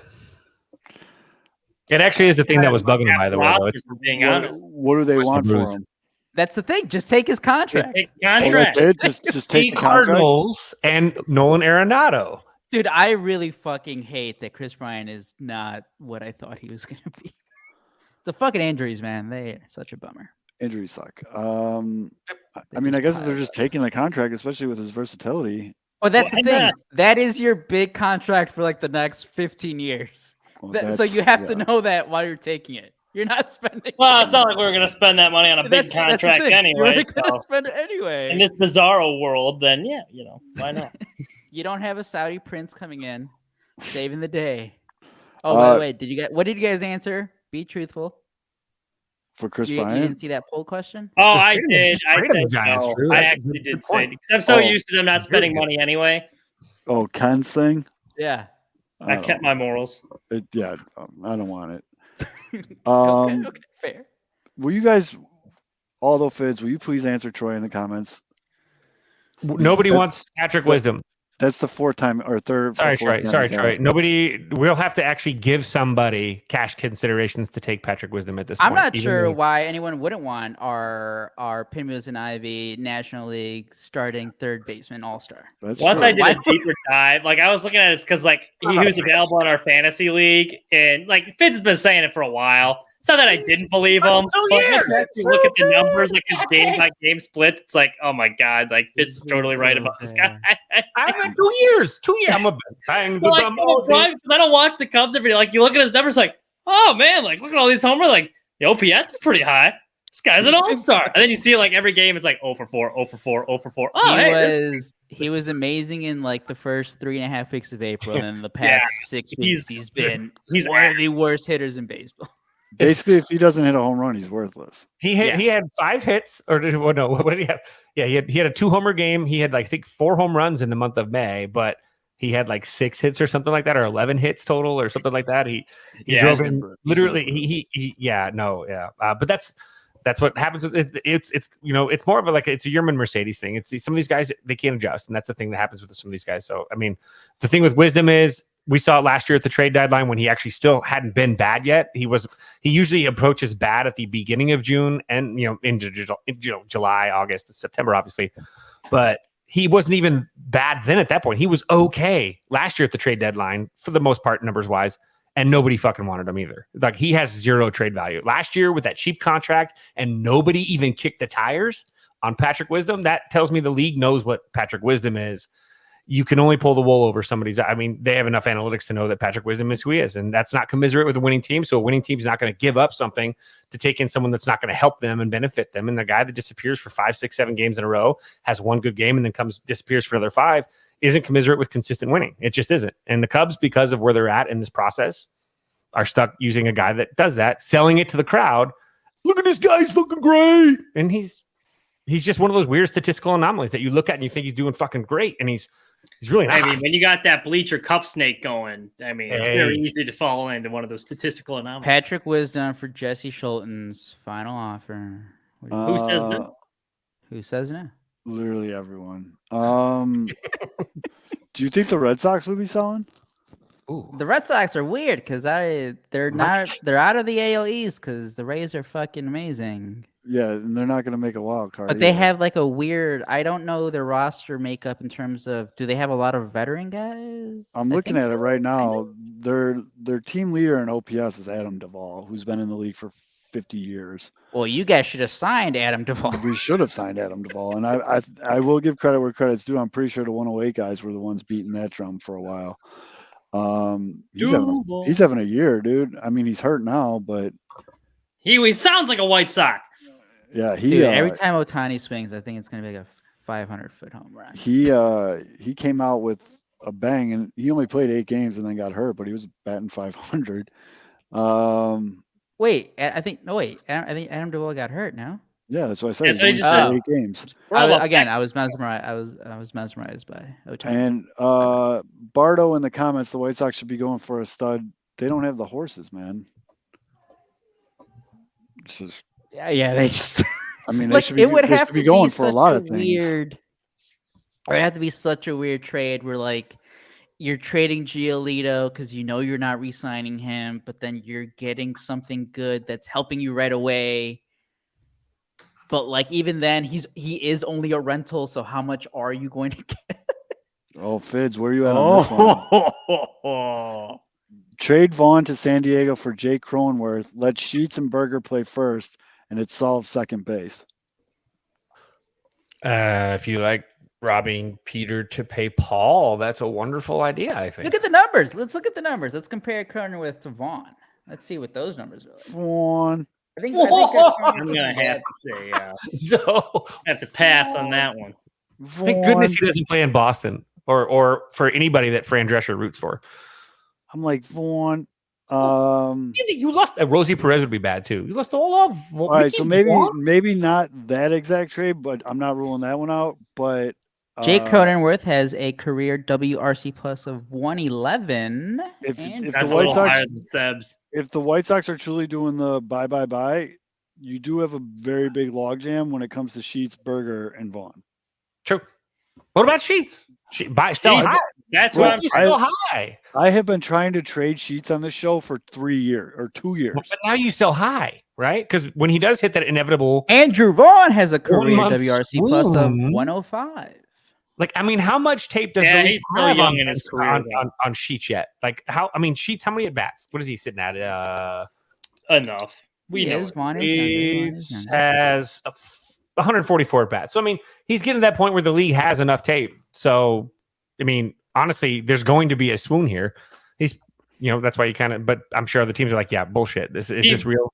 Beef Probably. is right though. Like Sheets is the least tradable. There's a reason that we've been trying to trade him because out of the 3, let's be honest, he's the most expendable. Oh, I He's get running it. hot right now too. And They said, what about Sheets? And I said, yes, because I've been trying to Yeah. trade him for years. Now, I know he's everybody's favorite because of the story, and he's the darling of the team this year and everything. Trade Berger. No, I agree. Because like Moncada, I'm fine with bad body language and all because of the defense. And you're occasionally getting some hitting. Right. But If it's a good return, if someone has a If spot you get like a for- solid second baseman, or Yeah, not if even so- solid, just Oh, if I'm an someone idiot. has an everyday spot open for Jake Berger and they make a decent offer for him, Cubs need a DH. 100% confused Ben or with Sheets with Gavin Sheets with Berger. That's why I'm selling high. Yeah. I'm an idiot. okay. But Okay. yeah, I hate to say it because I even Berger's feel so bad. high. I just feel bad saying it, but like you have to put the emotional ties and shit away and look at this as like a business decision. If for some reason someone comes out of the gate and makes you a halfway decent offer for Jake Berger, you pull the fucking trigger. Has That so obviously last year I love know, That's what I Again, meant. Was sell I high. love Jake Berger. I love we Jake know Berger. from Berger your Sheets. trauma from last year's deadline, though, that the Sox didn't really do anything last year. The year before, they had the 2 disaster trades for Hernandez and then Kimbrel. Mhm. Like, what are the other trades that Rick Hahn is on? Because like I know that you said you don't trust him at all to begin with, I don't. but then just to go back at the trade deadline, it's not the best. when he's track record buying or either. when he's selling. Like when he's buying. Well, when he's buying to He made when he's buying, the- and it's only been a few times. Shields, Big Game James was one. Shields for Tatis, that's an L. He traded. Was he the one that traded Chris Sale? Yes. Yeah. Well, that's when they were selling. I was trading away though. We're talking. I know, about buying. but that was a decent. I think his arguably one of his best trades is when he got Giolito and Raylo from the Nationals. Yeah. Right. No, but I'm saying like we're talking about. Oh no, buying. I know. I'm just thinking out. I'm working the process here. Fair enough. thinking All right, about- my bad. Sorry. to So, interrupt so the we have to process. go back to it was that 14-15 offseason, right? Or 15-16? Yeah, when he's bringing in like Matt Latos and Jimmy Rollins, and then there was Brett Laurie and Todd Jeff Samardzija. Who Frazier, do you guys trade for Jeff Samardzija? Marcus Semien, and Christ. Josh Fegley, I believe. It would really suck to have Marcus Simeon on this team now. I mean, we're loaded at second base. Yeah, how And dare yeah, a team spend I money? mean the Jose Quintana for Cease and Eloy. That was a good trade. Well, they were both prospects when he traded for them. Yeah. Yeah, that would be fine. Do you know who's a really good prospect? I think like we saw the last time he tried to buy. I think if we're not including Samardzija, then it would be Chris Bassett. Kimbrel and Hernandez. Kimbrel and Hernandez. Chris Bassett's good And then too. last year, Jake Diekman. Yeah. By the he way, traded away Cesar Chris Bassett. Hernandez. He's a free agent, isn't he? Fuck Yeah, he's Cesar. second Stop with the Cesar Hernandez shit. Run it back. No. Hey, if White Sox Twitter got fucking excited about Elvis Andrews coming back, then you get excited about Cesar Hernandez running it back. Yeah. Too. Yeah. And then Alex, the Robertson trade was awful after turning down Luzardo that spring. Oof. Rick does not have a good fucking track record at anything. No. I will sit back and or what He's are they gonna saying? keep it his job. I will hang Good up. at Yeah. promotion. That's All about right. it. That's it. Because I'll hang up and listen if you could tell me something Rick Hahn's good at. He's good at trading. Rick Hahn needs to be like a life coach to feel like this is how you keep your job. He's good at trading with keep the Cubs, failing. I guess. He's good at losing trades. He's good at signing dog dick free agents. He's good at keeping his job. Quick interjection, by the way. You know who is good? Is he ever going to be on the? I feel like he's a lifetime prospect right now. I'm sick of hearing about him. Look in at the the farm power. system. I love PCA. What Sorry. do you mean? Only 21 PS years. I know, PS but PCA, ASMR.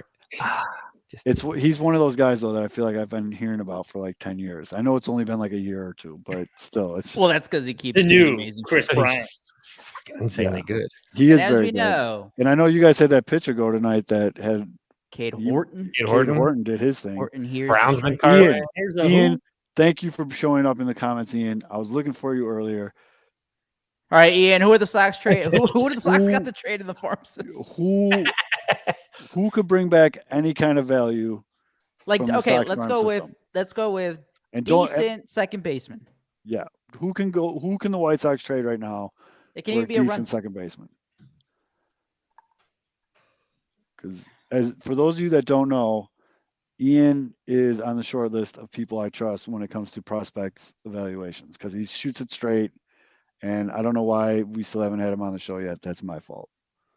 Because we just actually when we get closer to the draft. to the Trade to the draft, well, we could do a draft trade upcoming trade deadline conversation. That'd be a perfect time to have you on.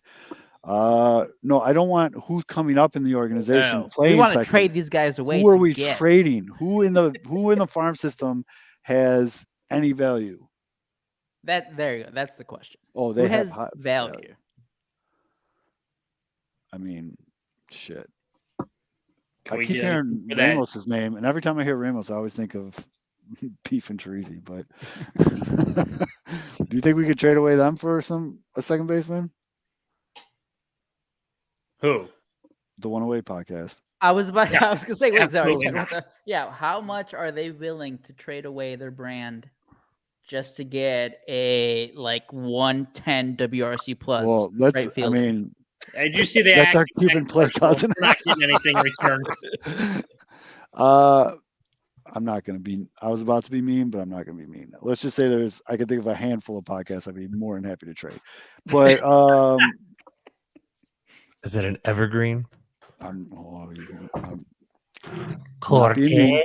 I'm not being mean. I'm not being mean. I'm not being mean. But They can be mean. Be me. Beef Loaf will get you Hans or Alberto. He's like, Yeah, I mean, Well, he's got, a wait. he's got a trench coat on. Can I offer you a Hanzo? Has this ever happened? Has a team ever DFA'd a guy, released him, and then brought him back in the same season? What's Am Lurie I up hearing to? Leary Garcia What's Leary? season? Lurie ain't coming back to shit. Lurie's living the good life, man. The legend was the straw that was stirring the strength. Let's be honest. It all went downhill after they DFA'd him. He just Nah, needed I'm good. he just needed like a I'm good. 6-month reset here. Bring him back Yeah, middle of the bring him- season. All right, so Ian says there's quite a few guys that have value. It just depend on who you're. So they have to find the right dance partner for the right player. Yeah, Which makes sense. again, unfortunately, Tough I because don't- everybody sucks. I don't trust the people that are in charge of doing that. You know what I mean? I guess that's what it really comes down to. I want them to buy. I want them to be aggressive at the trade deadline because I think they can win this division. It's just at the end of the day, I do not trust the ones. So who you're are basically charged. going to this Yeah, really but- nice dinner with somebody that says, I got this, or I'm going to order for all of us. And they have the worst fucking taste ever. And you don't want, like, they're going to order like the worst shit on the menu. Basically, you're afraid that they're going to, and then they're going to, or you're going to get a salad and they're going to order like the steak. And then you're stuck. So Ian says, "Who do you want?" And I'll tell you where they're weak. Go ahead, Mitch, and then I'll rip. I'm going to start with the Red Sox, Ian. If you want to start thinking about it. Well, I was just gonna say it's funny when we're talking about like the front office. Like I've been listening to AJ Przinsky's podcast a little bit, and he tells some good stories on there. And he had one where he was saying like throughout the season in 2005, they'd come back to the dugout, and like Ozzy and like all the like staff just would not be there, and they could hear him arguing with Kenny Williams back in the locker room, which he said was like a regular thing throughout the year. There would be like a couple innings they would just like be playing with no coach because Ozzy would be back arguing with Kenny Williams. And this is the front office we got going. It's like it's the same thing for years, just the constant dysfunction. Even when we were good, dysfunction. Sickening. Sorry. I just first of Can all, you it's imagine also Pedro Grifol and Rick Hahn in a screaming match? no, not. I don't think either of them have ever screamed in The their analytics life. say we need to play Benintendi. Well, we're going out there to kick everyone's ass here tonight, and I want a bench burger. Yep. So yeah, Ian, who would the Red Sox want? I guess is where I'm going to start with that. And while you're thinking about that, You got to give him a player. Who do oh, you want? I had him up. Shit. Hold on. Let me pull it up again. Jaron Treating Duran. poor Ian like he's Google. Who do the Red Sox Jaron Duran. going through? Oh, they're not trading him. But the thing is, Mitch, Ian knows that. I've had conversations with him where he will. I just know he get it off does. the I top feel of like his we're head. asking a lot of them here on the spot, though. He's probably just sat back, like poured a drink, and was like, "Oh, I'll listen to these." I'm going to listen to this. assholes," And we're making them do work right now. Yeah. Red Sox needs pitching. What's up with Noah Schultz? But that's my biggest. Again, we want them to be aggressive. I want them to go for it for the at minimum the division. I really think that they're the team that if they can make it to the dance, they can do some damage. So they need to solidify certain things on this roster. Let me ask you, though, and like I'm as optimistic as I try and be as optimistic. I'm a goddamn Sebi Zavala defender. But like, what makes you think that this team is the team that can make a run? Because we've just talked about how bad a lot of these road splits are. And Right. they're not going to have a home field advantage throughout the playoffs if they're that Cinderella team that sneaks and win the division. So, like, what gives you optimism where you're like, yes, this team could be like the Phillies from last year where they can make a run? I think we're seeing key players trending in the right direction at this point in early June. Still a very long time between now and when the dance is, but I think we're seeing Tim Anderson kind of figure it out coming back from those injuries. You know, he's starting to be the leadoff man that he was. We're seeing Lucas Giolito trending in the right direction. We're seeing Michael Kopech trending in the right direction. Dylan Cease, I still am convinced in my head that it's not going to be as drastic of a fix that people think it's going to be. And as we mentioned, Scumbag Fifth Starter is doing what we needed him to do finally.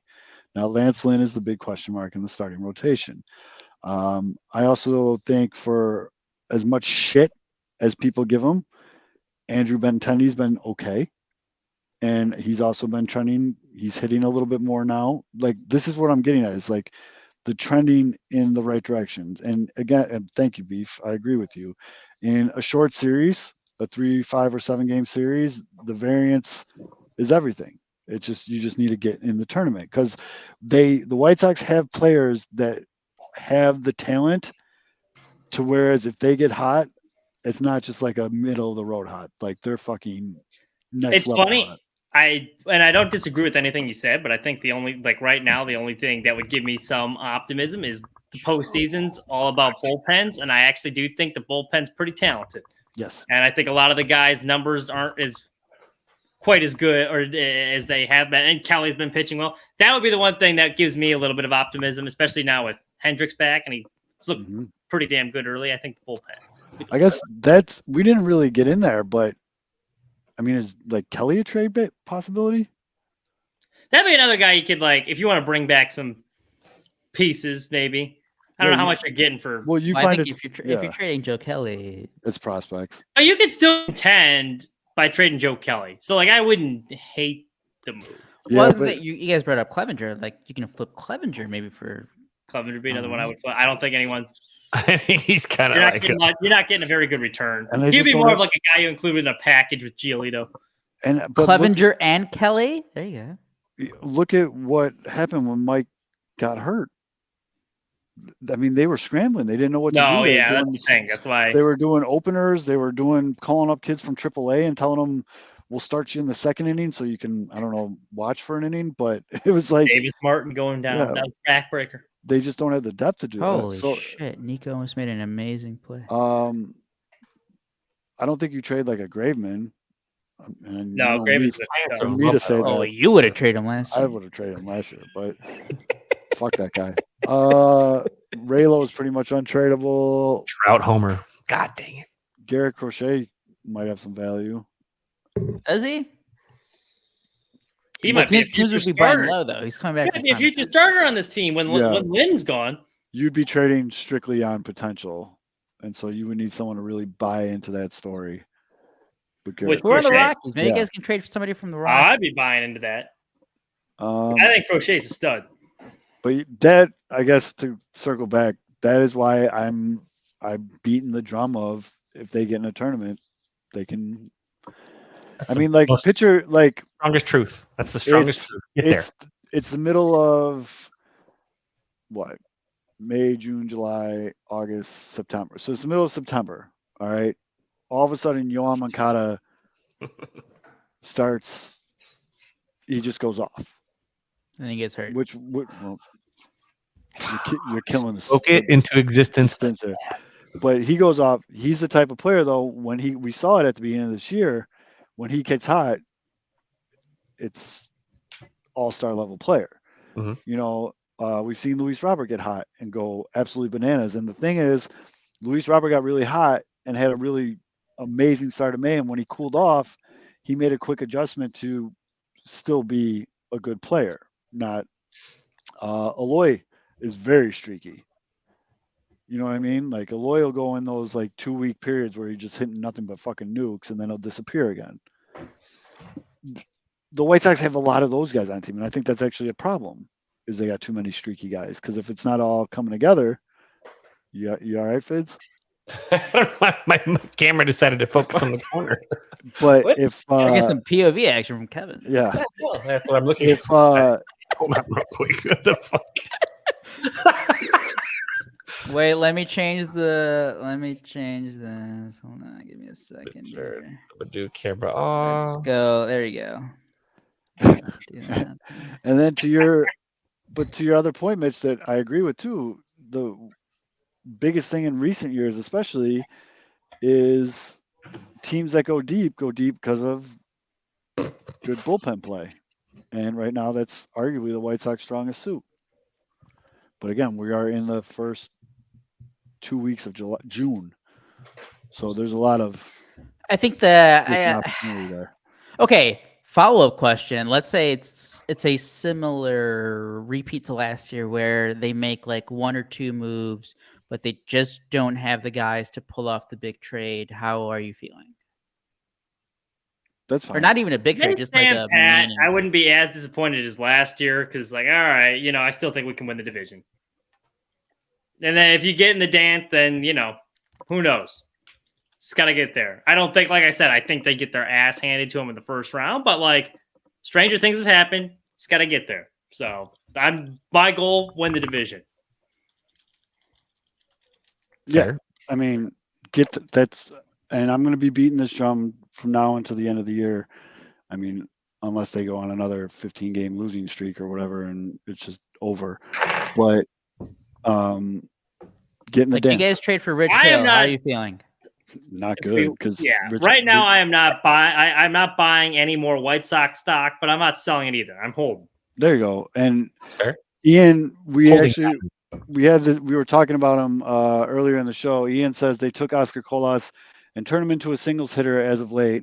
So we have that going for us. Ian, how long do you think until Oscar comes back up? He would know. Dick Mountain, love it. Yeah, I mean, that's where I'm at. I guess I feel good about that. Actually felt like I got something off my chest. But I Okay, feel here we go. good Better name. about- Better name. You guys trade for Vinny Velo. Why do you guys want to keep bringing back These people that- retreads. Yeah, I don't want. Because I'm just people that thinking, because the Pirates. I mean, if they stick around, I guess they wouldn't do that. But I mean, I I'm don't know not if they're trading gonna for Vinny stick around. Velo. Absolutely. I'm just trying to think of teams who would sell. Pittsburgh's doing all right. I don't think Vinny Pittsburgh's Velo's selling. been good this year, guys. Come on. Yeah. Yeah, we've already seen him with our pitching coach. I'm good on that. But the White Sox do love to go after guys that already didn't work here. Trade for Noah Syndergaard. How you feeling? I was about to say I'm just sitting here waiting for Alex and Beeflove to be like, bring back Vinny Velo, and Alex, you did not disappoint. There you go. Shit. I'm racking my brain. I'm gonna have to think about this a little bit more on realistic targets. And like I don't even really know what the marketplace looks like, to be honest with you. Corbin so- Burns on the trade market, maybe. What are you guys giving up for him? Nick Madrigal. Dude, remember how that is the lowest point of our show. I know. It is. Then that was all of us. It wasn't just one of us. It wasn't Nope, just it like was- half it was- of us debating. He's It charged. was- Yep. I Oh, wear it. Collective. I wear it. and Kevin, you and me, we should feel especially bad because he was the Brewers. We saw him pitch, and we were still like, I don't get it. Why? What? Nick Madrigal? Yep. That's an overpay. I mean, we all have to wear it. I'll never. This will never be the show that doesn't talk about fuck ups because Oh yeah, for all you guys listening, we've been wrong before, and we're gonna be way wrong. Way wrong a lot again. more And often. I like how Beef signs off his Monday show, the Ajou. Like, we're not trying to be right, we're just, and that's kind of how we've always been here. But I am very proud of the show because we've always owned it. We've never ran away from it. We've always owned. Why wouldn't you? I never got that with other shows. Yeah, It's We're just out. You're fuck- like you're on the internet. We're spewing shit like 24/7 almost every we're gonna be It's- wrong. Don't worry, it's fine. It's Yes. okay to be wrong. Yeah. And it's mostly you, though, if you disagree with us. But Yeah. I mean, there you go. We're not trying to be right. We're just trying to understand. I couldn't think of the second part. Beef. that's- I'm sure you saw that. I couldn't think of it, but yeah. game of failures, guys. It's a game of failures. If we're right 3 out of 10 times, That's we're Hall of right. Famers. That gets you in the Hall Hey, of I'll Fame. take what like I'm One batting out about of a four. solid 220 right now. I'm like a major league catcher, really. A good one that has a good Levy's frame. Zavala, if you will. Calls a great game. yeah, we can be a good as long He's as, really good we at get, blowing eyelashes out of or bugs out of pitchers' eyes. That's right. Leads the league in That's that. right. Leads the league in that. That should be our new. You remember slogan. when Lance Lane complimented him after his debut? I remember. I remember. I remember. Remember when he hit 2 home runs in Yankee Stadium? That was awesome. Oh, that was Started awesome. Tim Mills forest and I do fires. podcast. He started We a will forest blow fire. bugs at your eyes. Wildfires. A Completely. Although- talented Italian. Although, could you tweet from the account that 5-minute warning for NASCAR minute? Here we go. I know there's We're people. not even that- going to talk Cubs, are we? Well, you. What a said- glorious show. We did. We talked Patrick Wisdom, overrated. And Jeez. although Talked said Mickey he, Two Strikes. These are a few of my We even made favorites. it. I offered What the. more we do you offered want them from us? Smiley, Stroman. and Aldo Madrigal. said he wanted to get off the ride. I want to get off the ride. I We mean, led the show with that. when we Sure, talk sure. Cubs, Good point. I will say, The pinwheel show. Marcus Stroman has been all-star. I like Marcus Stroman again. I liked him when he was in Toronto, and then he became, kind of ridiculous. I like Marcus Stroman. He's electric. I absolutely laughed my ass off when he struck out Juan Soto and then stared at him and did the Juan Soto shuffle on the mound. That's what you get, though. That's what you get with Marcus. Giving it back for pitchers finally. He was yelling at Tim Anderson a couple years ago when he was in Toronto and the bench is cleared and called him a lamb. Yep. By the way, I do have to say, as we've been talking in the past literally like 2 minutes about the Cubs, they have scored 2 runs. They're 2 for 2 in this inning with runners in scoring position. So I'm back on the West Cubs Coast. are back. Oh, all those everything's back. fine. All those back. Miguel Amaya with the single. Okay, we can touch on this. Trey Mancini. So we don't do zero Cubs talk. Marcus Stroman, he has an option for next year, which is like what, $25 million. He's already talked about how he'd prefer to stay, get an extension done. Cubs, mediocre, underachieving team, but again, in a bad division as well. National League, also overall bad. If you look at the trade deadline, though, he would be one of the biggest trade pieces. Yes. But also, if you already have a player who has been great, by the way, I think he's number 2 in the National League in ERA. He's been great for a calendar year now, going back to last season. Yes. And even the past few years, he's been a number 2 pitcher, and then lately has been pitching like an ace. There's no way you trade him, right? Like you try to work out the extension. You're trying to win. Yeah, you get an extension. Have to work out an extension. Unless if you trade for him too, you're trading him and you're going to extend him. You're not. He's too good to let come in for a rental either. I think the way he's been throwing, like he's hitting a prime. He's really been excellent. He give him the Lance Lynn deal. My fear with the Cubs ownership though is they won't want to give Stroman the big money that he'll demand. And someone will put a nice package together of very cheap, if you will, prospects, and they're going to jump on it. It's very. I'd say I'd put it. I think I texted Justin Roman, our buddy, 2 or 3 nights ago that Stroman is basically.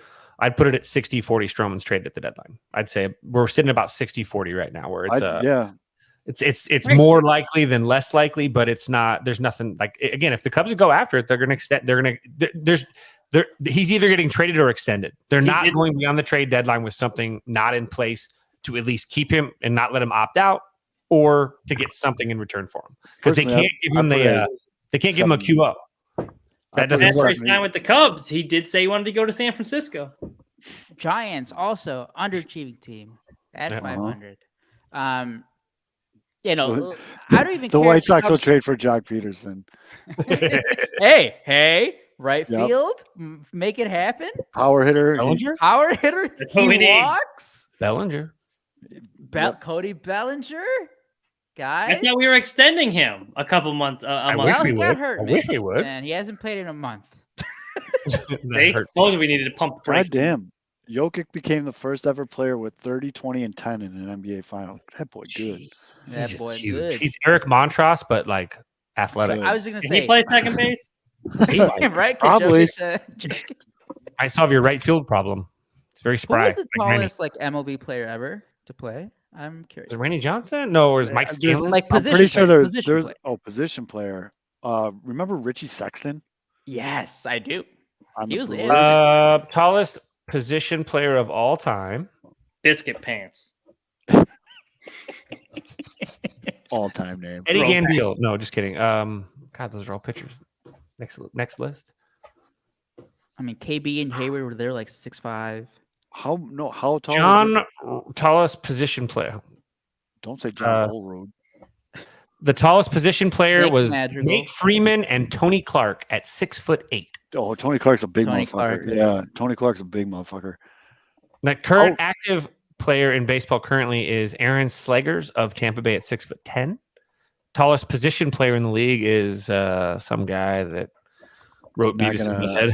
Not gonna work here anymore. Arson Judge is. Hold on. How tall was Richie Sexton? This is bothering me now. All right, Cubs gave up the lead. I'm off the right again. Cubs gave up the lead. I don't think that's how that works.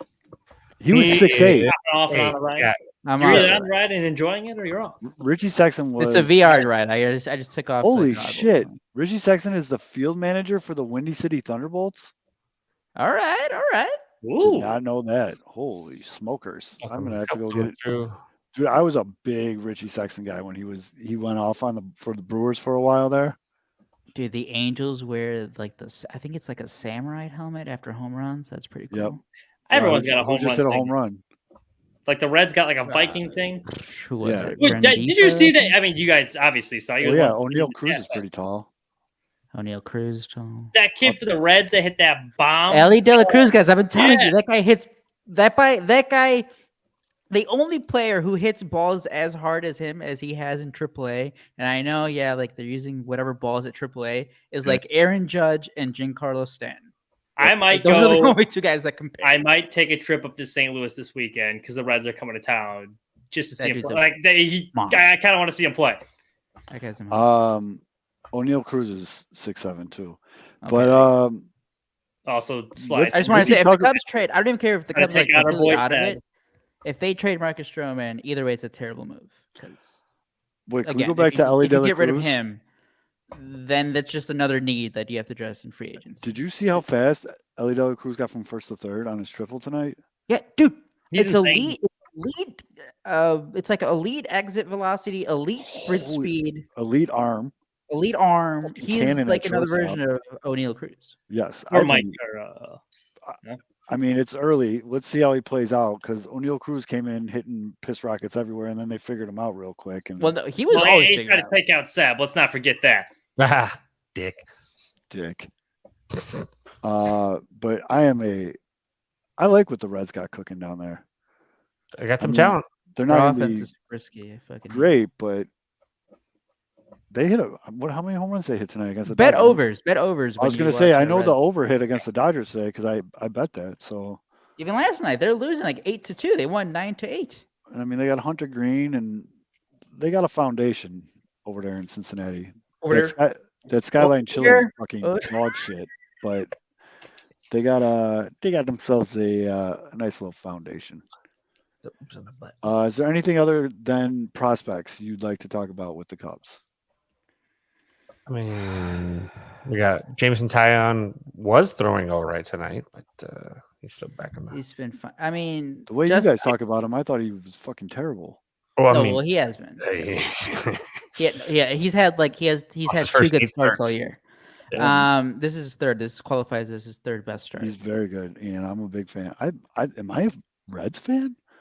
Yeah. are you? I need a new hat. I'm gonna get the City Connect hat. Uh, Right So now. the biggest Tom Brenneman apologist. Say it. It's a deep fly ball. I did. I order don't know. the- The Cubs, like you guys figured out your bullpen, and like that was a big concern early on. The Yep. Cubs Still haven't. still haven't. So that's been their biggest fucking bugaboo. And I mean, as Kevin said, like the Cubs and White Sox like are meeting now, both at 8 games under, and the same issues that you guys have figured out. The Cubs just haven't. Yep. You guys are getting better starting pitching. The Cubs, it's been shaky. The bullpen stinks. There's only 2 guys that David Ross can trust. Yep. Anybody the else that he Cubs- puts in, you can't trust. In essence, when the Cubs get really, really good starting pitching, they win. Like it has to be near. When it's a 5 inning, when it's a Dylan Cease 5 inning, hand over the ball after like 95 pitches after 5, even if it's a 1-1 game, it turns into shit shows. There's really no in betweens. And I wrote something about how like I'm done thinking they're going to turn it around, and someone's like, "Well, this is what you expect from the Cubs. This is what you should have expected from the Cubs." And like in a way, yes, like we've talked about, it's like, oh, they're gonna be like maybe a 500 team, maybe they'll compete, like be a couple games over, which is fine, and maybe that's the road they take. But it's the way they're starting to lose. It's like they're supposed to be built on strong pitching, strong defense, and that just hasn't been the case. I'd venture to say they've had 12 games they should have won that they gave away. Should have won. Like this one should be in the bag if you just do average, and they've given games away. They've given 10, 12 games away. Last week, I think they went 3-1 in 1-run games. Before that, they were 1-11, like 1-10. It's just like, and that's the thing. The offense, we expected this from the offense. The offense wasn't going to be that good. They just needed to be average. Right. But they haven't even been able to get that after April.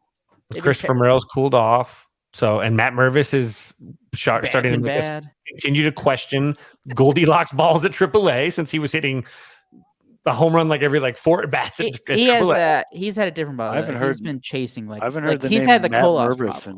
in a while. I know. He had a double He's yesterday. hitting worse. He's hitting worse than Hosmer. Oh yeah, he's worse. been worse than Hosmer. Not good. Good thing The we called him defense has up. been shaky at first base. Tucker Barnhart is hitting like a pitcher. And then, I mean, that doesn't matter as much if he's the backup catcher, though. Hopefully he's gone soon. It's just How good of a game is Seb? Is there any Tucker Barnhart? Hey, defenders out Marcus there? Stroman gave him credit, so I need to switch gears and join you, Mitch. I need to get on my defending Tucker Barnhart. I shit. choose need one to of the get down my positive bullet points. points. Yes, exactly. Are we in a Tucker Barnhart redemption story narrative? Yeah, now? just be like, hey guys, Marcus Stroman said to give him the credit when he had the complete game one hitter. So he had that one double against the Nationals. You should write a full-on propaganda piece. for Short. Tucker He's a Barnhart. short king. He's like 5'8". He is. I thought Tucker Barnhart was bigger. Tucker than that. Barnhart is short. He went on. I forget what interview it was in the offseason, and they were talking about the listed heights, like on MLB.com and other sites. And he's like, "Yeah, I don't know where they got my height, but I'm not that tall." Speaking of Cubs no big deal. catchers, No big deal. But Did they have a Shohei winter just walked. Friday or short? Shohei just walked, stole second, and then stole third. that's what I was going to say when I said speaking of Cubs catchers. That is beautiful for the fantasy team. Saya's trying stolen to recruit him. I see. And that Yeah, would it's be gonna happen. that was like the biggest Cubs news this week was Yeah. Seiya and Otani shook hands in the outfield. Rick Sutcliffe sounded like Hawk Harrelson on Monday night. He was about to fight the home plate ump. That was entertaining. He turned into Steve McMichael. Yeah. With Angel Hernandez. I'm gonna come down and have some words with you. Okay, here's a overall general question. I know we're well past the 5-minute warning on the NASCAR Yes. minute, Yes, but Suckers. suckers. But would I'm you here for Yes, NASCAR yes. baseball. would you guys be in favor of? I think AAA is doing it now. Automated strike zone, where it's No. just like Eh. straight every pitch No. is going off K zone or wherever they use, or do you want Because to then I can't defend Seb with his pitch framing. I need that. The Or do you want human a challenge element. system where you get two? I like you the get challenge two system. chances every game. I like the challenge That's it. system, You only get but two. I could see Would you why keep your umpires- challenge if you're right? I don't know. I could The see why arguments for Challenge if you're entertainment. right. You should be punished for being right and they're being stupid because umpires are dumb.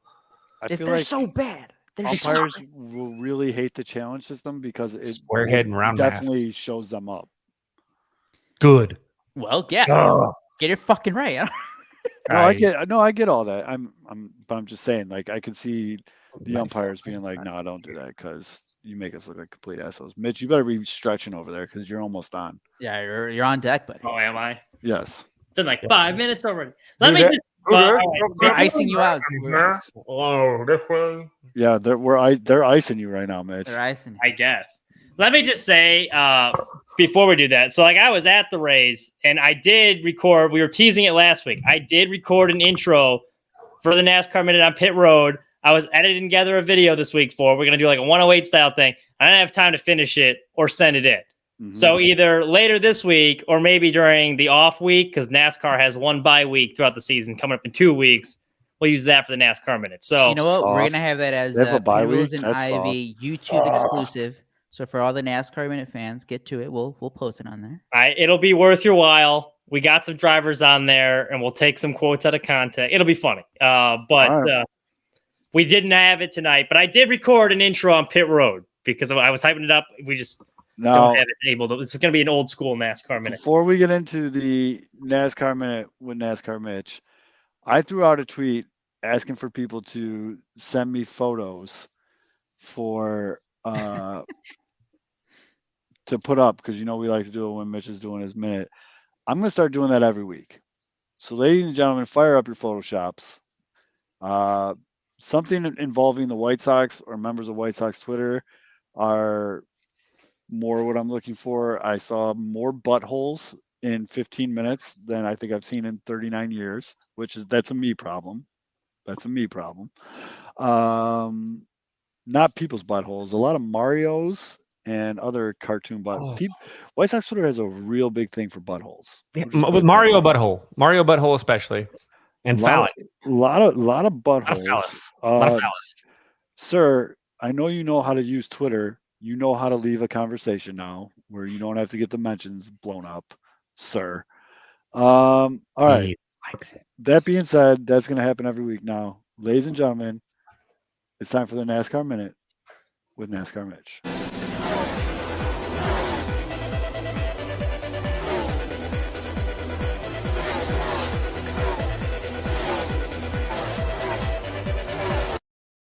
I started drinking at 6 a.m.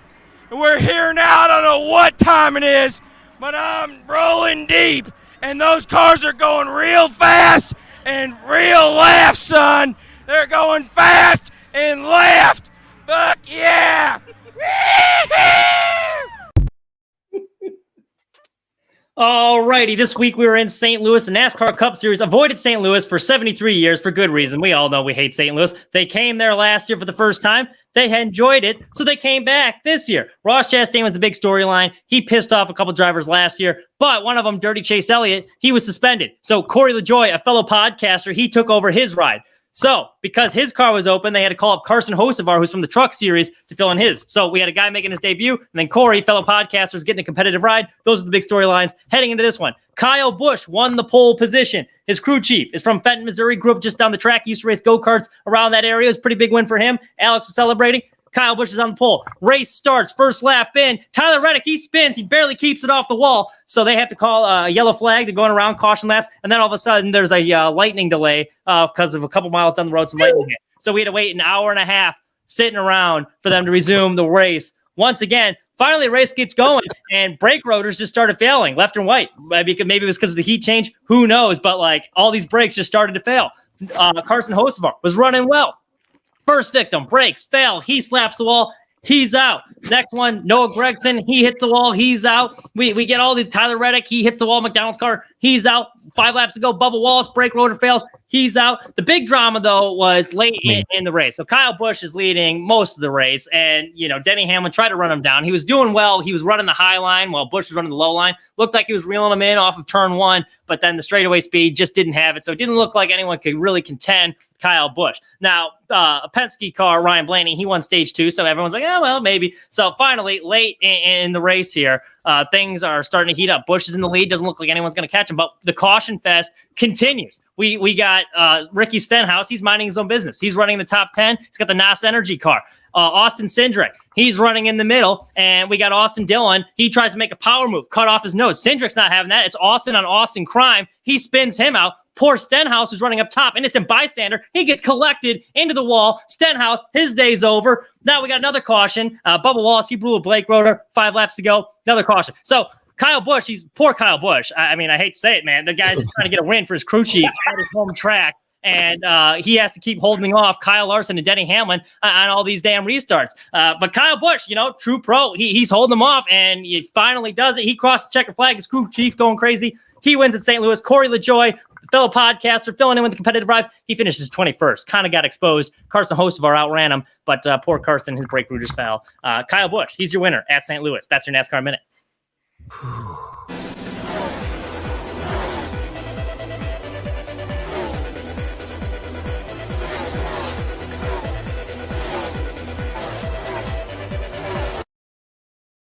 This Padres pitch is shitting bricks right now. Why? Because Danny fucking Burgess is up and back. Guy just ordered Shake Shack straight to the dugout. Okay, I do have a quick shameless plug in the meantime. Leading up to that race, we've talked about it on the show, Ross Chastain. He's a name that's come up before. He was the guy that punched someone in Kansas. He had the Hail Melon move, the guy riding the wall. I got to interview him as a pre-thing for the race. It's one of my pinned tweets right now. So if you're semi-interested in NASCAR, it's a good interview. He tells some great stories, even if you're not interested. He's a funny guy. And if you're not interested, just click on it to boost the views and reinforce to the station that, people are give a shit about it, and they'll let me go back next year. So it'll be appreciated. I think you enjoyed it. He gave some good answers. It was a really cool interview. But yeah, Alex. I gotta ask you, Mitch. So were you watching our video or were you like looking at your like you did you have Yeah, notes? that's the thing, Mitch. You got to You're look not at the looking screen while you're doing on it. the screen. Like it's almost like you're good. You're not going to see it. You're going through your notes. You're in the zone. Or do you have the I screen don't on have your? it's all off the top of my head. So I'm So looking, are you looking at our screen then? Like, I'm looking at the screen / the comments. so you could see the pictures then. I that can are see going the on. pictures. This, whole this time. didn't, But yes, this didn't even make you laugh a it. little bit. I mean, that This is one.